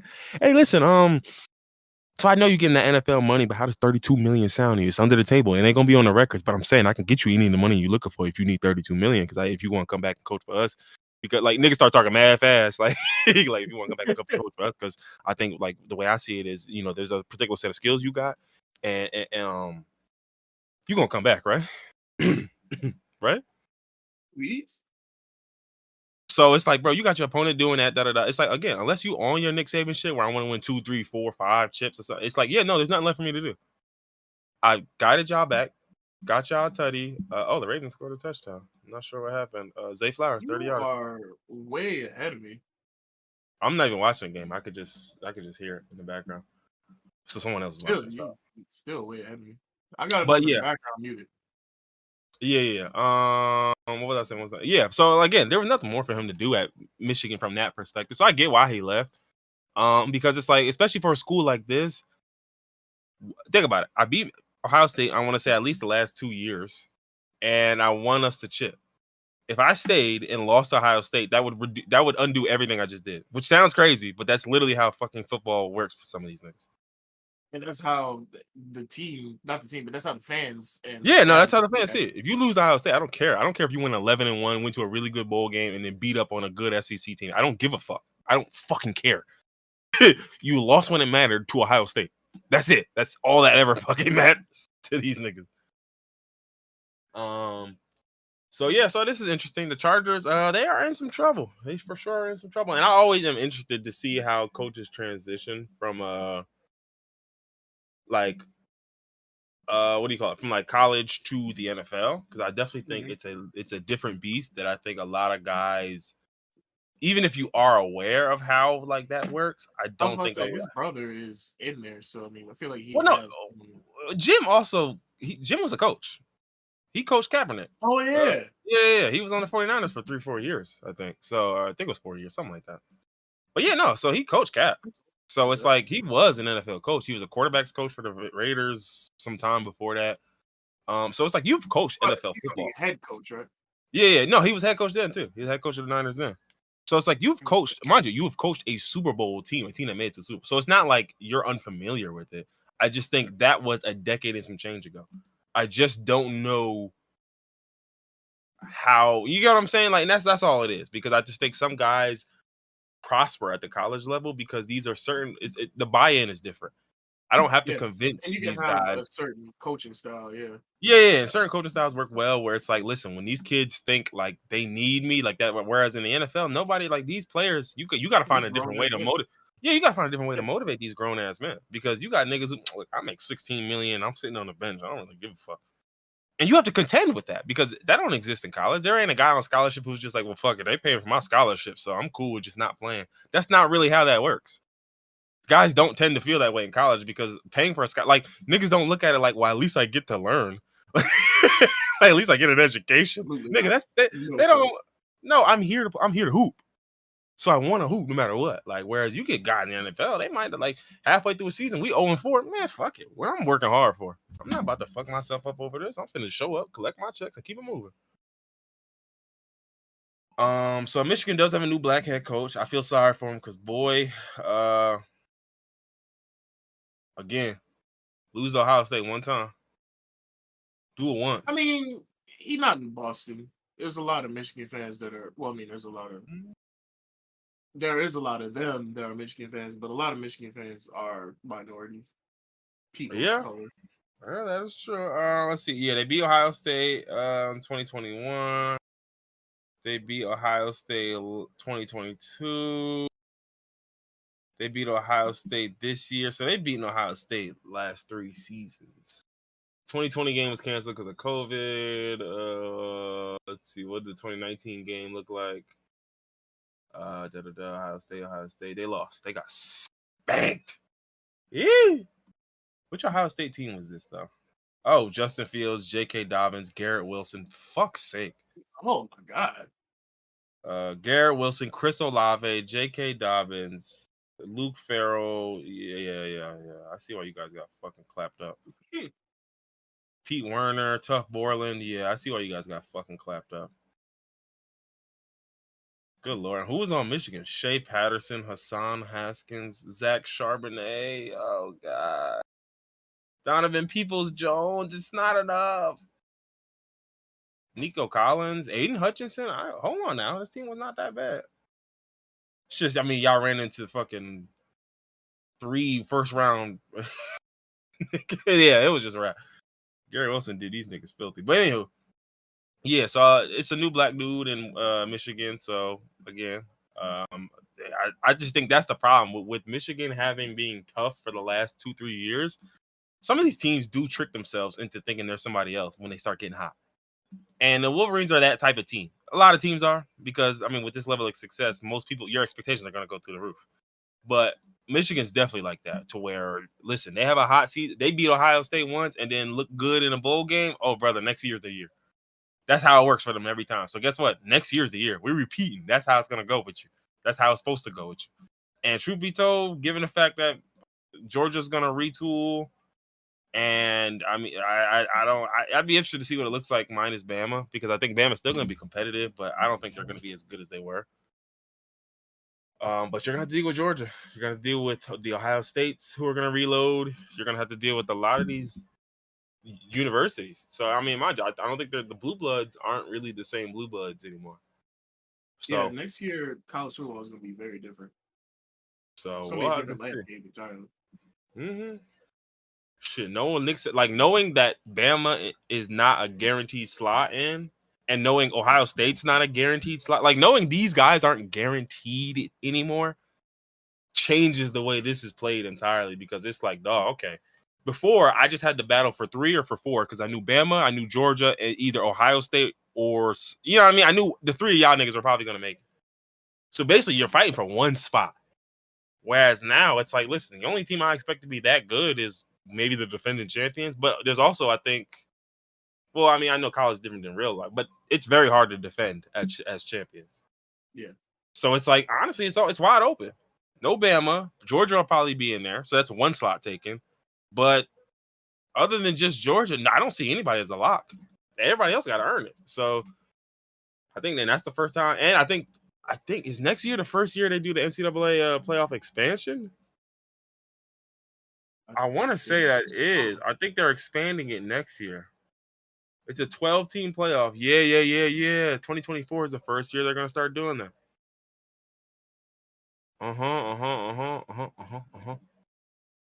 Okay. Yeah. That ought to be interesting. So, yeah, we'll see. It'll be real interesting that way because it'll be a 12-team playoff, basically. So, it's going to be some games. It's going to be some games, for real. It's going to be nice. We'll see how it goes. Was there another NFL coaching thing that I needed to talk about or no? We already went over all the firings last week. Yeah, there was a couple new hires I did see, and that was it. I'll just mention those real quick. The Falcons hired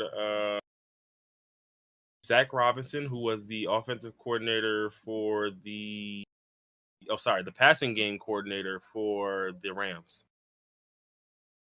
So not too bad. He's their offensive coordinator with him and Raheem Morris. I think the Eagles were one. The Eagles filled both of their positions. They filled their defensive coordinator and offensive coordinator position.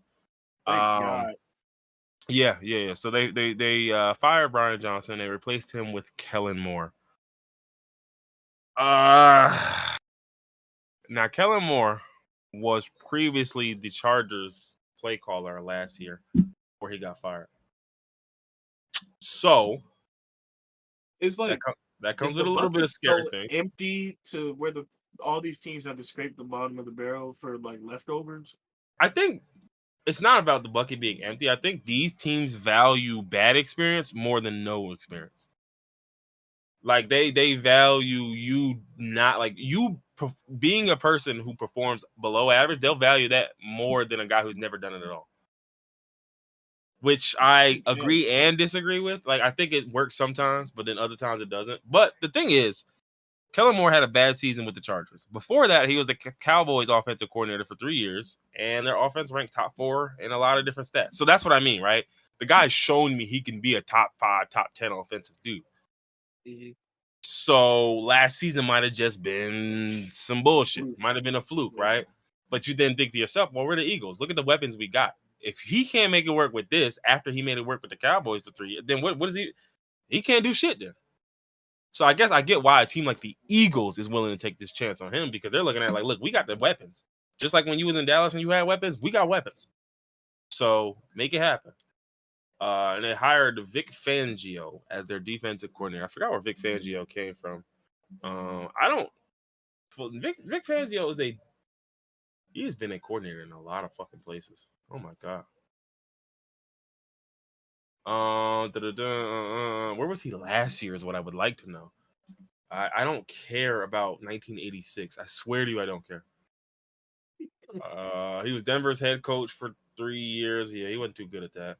But that's fine because, again, this is what I mean with some of these guys. They're not meant for head coaches. Vic Fangio is not a head coach. He's a defensive coordinator for sure. His defenses tend to always be one of the best defenses in a lot of categories. So I think these are 2 good hires for the Eagles. We'll see how they play it out. I like them both. I think Kellen Moore I'm a bit less sure on, but I do get why, and I get the rationale behind it. So we'll just have to see if it pans out. Yeah.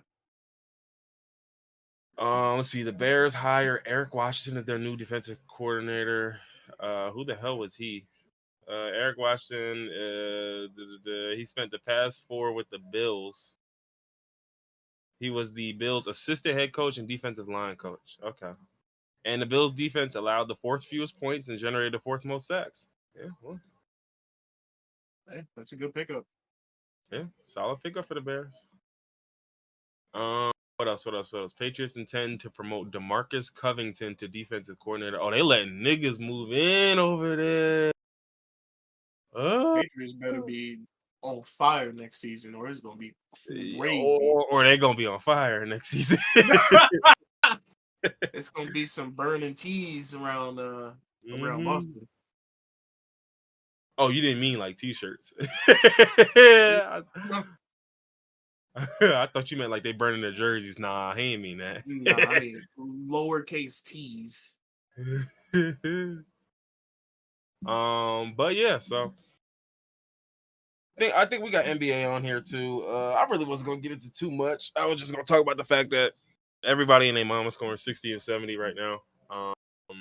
I thought that was crazy. That was wow. I thought Cat scoring 62 and his coach like shitting on the whole team was fucking hilarious. That was the funniest shit in the world. Like because it was very crazy until I started looking into the game and like that nigga had a like ridiculous amount of turnovers trying to. Yeah, he was forcing it. Yeah, that boy it's was like he was hot, but then I don't know. The Monstars got him. The Magic left him in the fourth quarter, and he couldn't let shit happen. And then his team was all rallying around him trying to get him to score, and like they let the team come back. How does the nigga score 62? I was about to say, how does the nigga score 62? But that happened to somebody else on the Suns. Yeah, that literally happened like 2 days later to Devin Booker. But yeah, dog, like, and it's funny because they asked Anthony Edwards, and he was even saying like we was just watching, dog, like we was mesmerized like y'all was. Like I was crying. I was like, not these niggas turned into Darvin Ham. They just had their hands, niggas had their hands in their pockets, like God damn. Oh, he's stroking. Oh, go. He's shooting. Damn, that's going too. That's going too. Wow, like to the point where like niggas just sit in the corner and they just fanned out. They got their phone out recording. Is that the most Cat has made? Oh yeah, for sure. That's his career high. What was his high previously? Like 40? It's probably 50 something. Let's see. Let me see. It was 62. He had previously had 60 in a game 2 years ago, and then 56 in a game in 2018. So let's see. He put up 62 versus Charlotte, 60 versus the Spurs last year.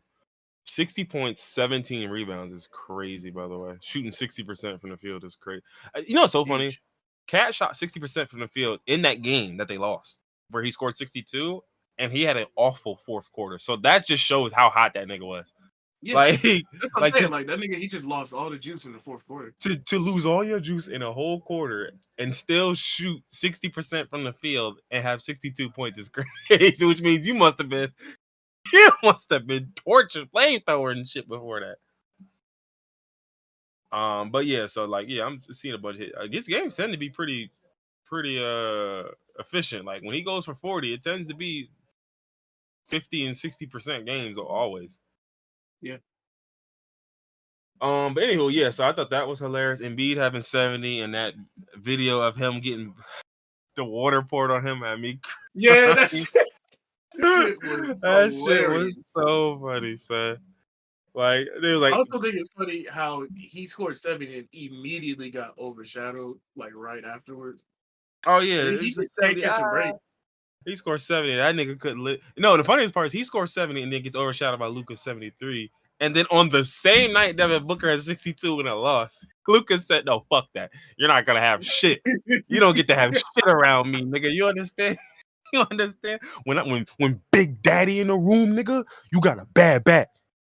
I feel like Luka was mad because they just lost to the Suns. I was expecting Luka to go crazy against the Suns because they're rivals, but he had a good game, but they lost. And I guess he had a chip on his shoulder, and he just was the next game disgusting. I feel like the niggas have a secret communication or something, because like how was he held on the same day? Rivals, like niggas that hate each other. One puts up 63, one puts up 70 on the same day. About it. It's just like what you were saying. Like the game before, Devin Booker had 46 and beat me by 20 something. Got me the fuck out of here. That I'm sure he was chirping crazy. He was talking nasty. You already know how this whole game went. He was talking nasty. I bet he was.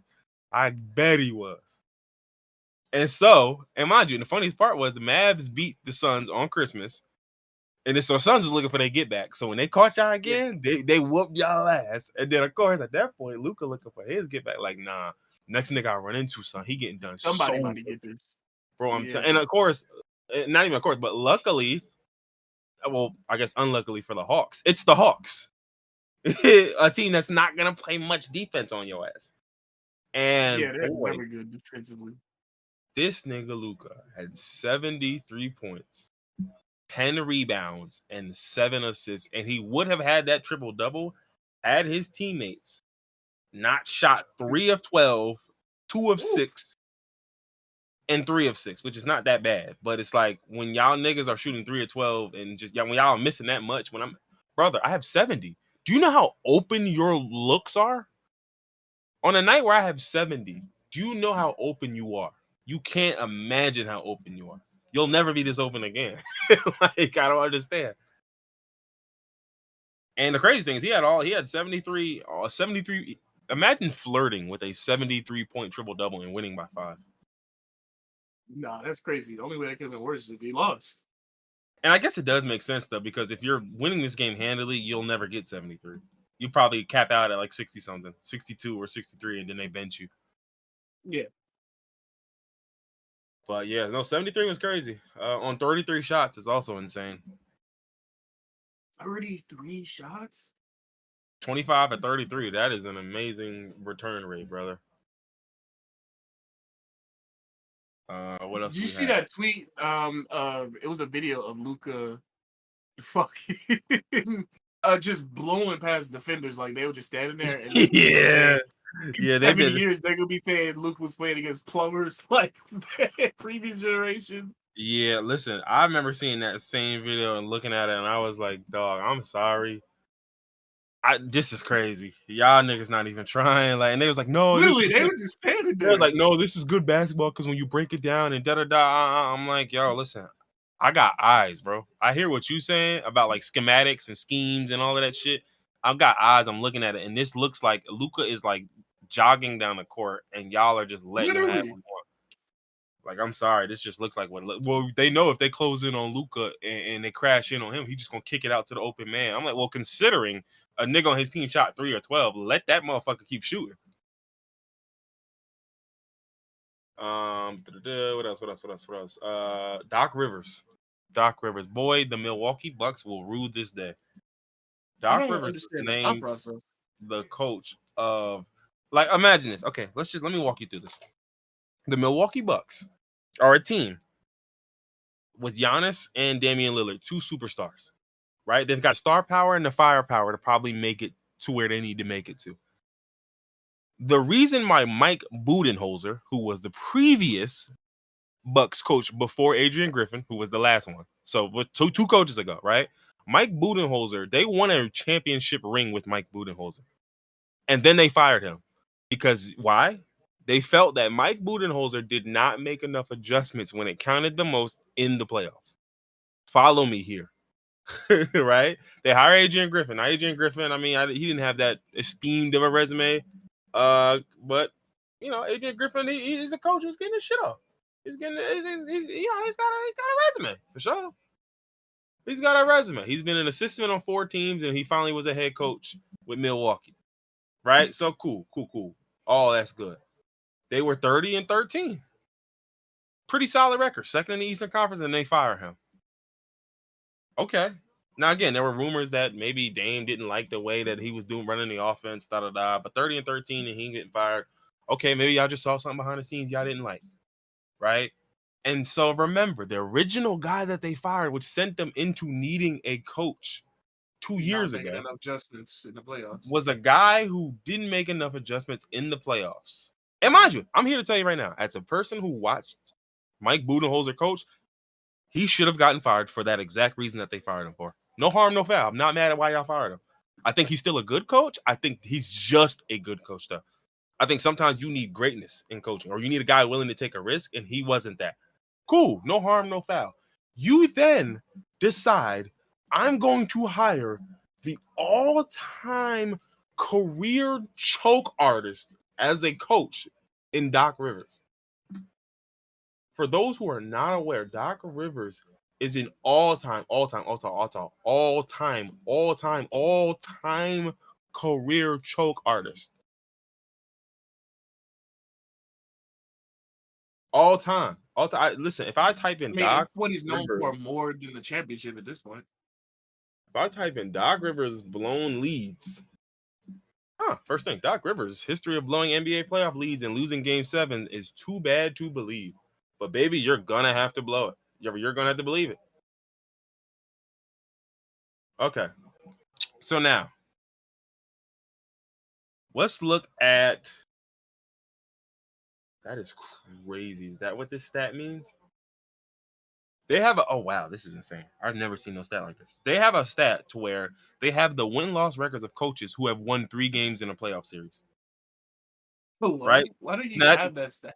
I know it's a really strange stat. So what this stat basically means is that playoff series are 4 games, right?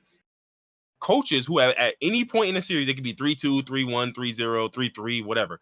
At any point, if you have won 3 games in a series, your record in those series is your playoff record, right?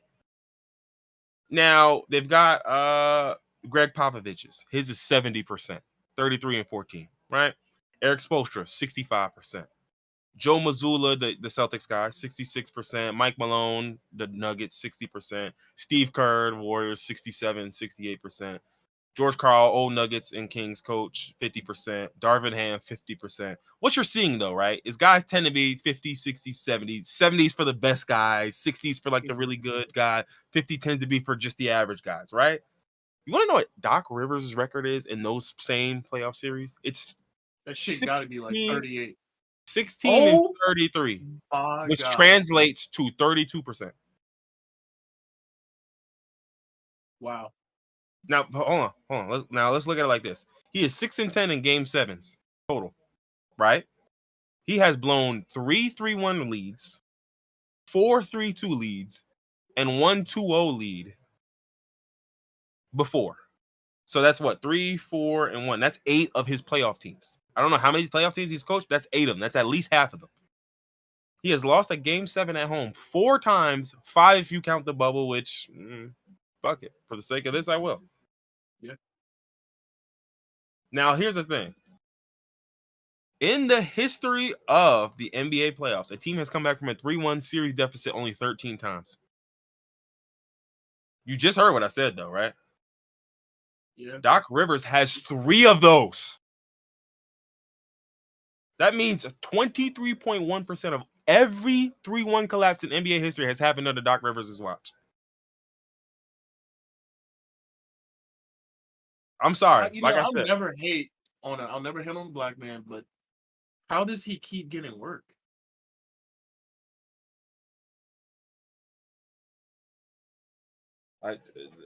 Because again, the problem is he keeps getting work. The same reason why Mike Budenholzer and some of these Kellen Moore, these guys are good but not great. They're not good enough, but they're good. Doc Rivers is a solid coach. He's just not good enough when it comes to these moments.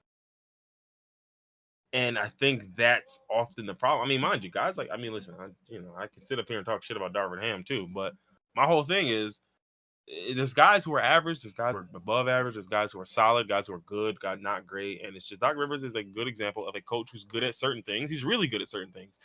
But then there's aspects of his coaching style that just are conducive to blowing a lead. I'm not sure what part of it is, but I think given the history and given how many leads he has blown and given the fact that 23% of every 3-1 collapse in history has happened under his watch, there's something there. And for me, that would be that in history.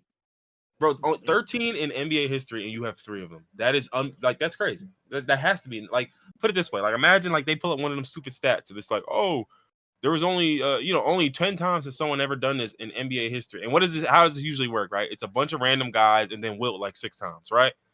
Yeah. Like imagine this. It's like we've talking about blown 3-1 reads. We're gonna hear about a bunch of coaches we've never heard of, guys who probably shouldn't have been coaches, and then we're gonna see Doc Rivers 3 fucking times. Like, yeah, that's about how it goes. Wow.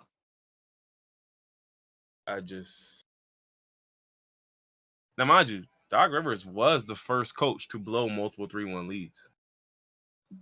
So that just goes to show you that these are all individual coaches doing this, by the way.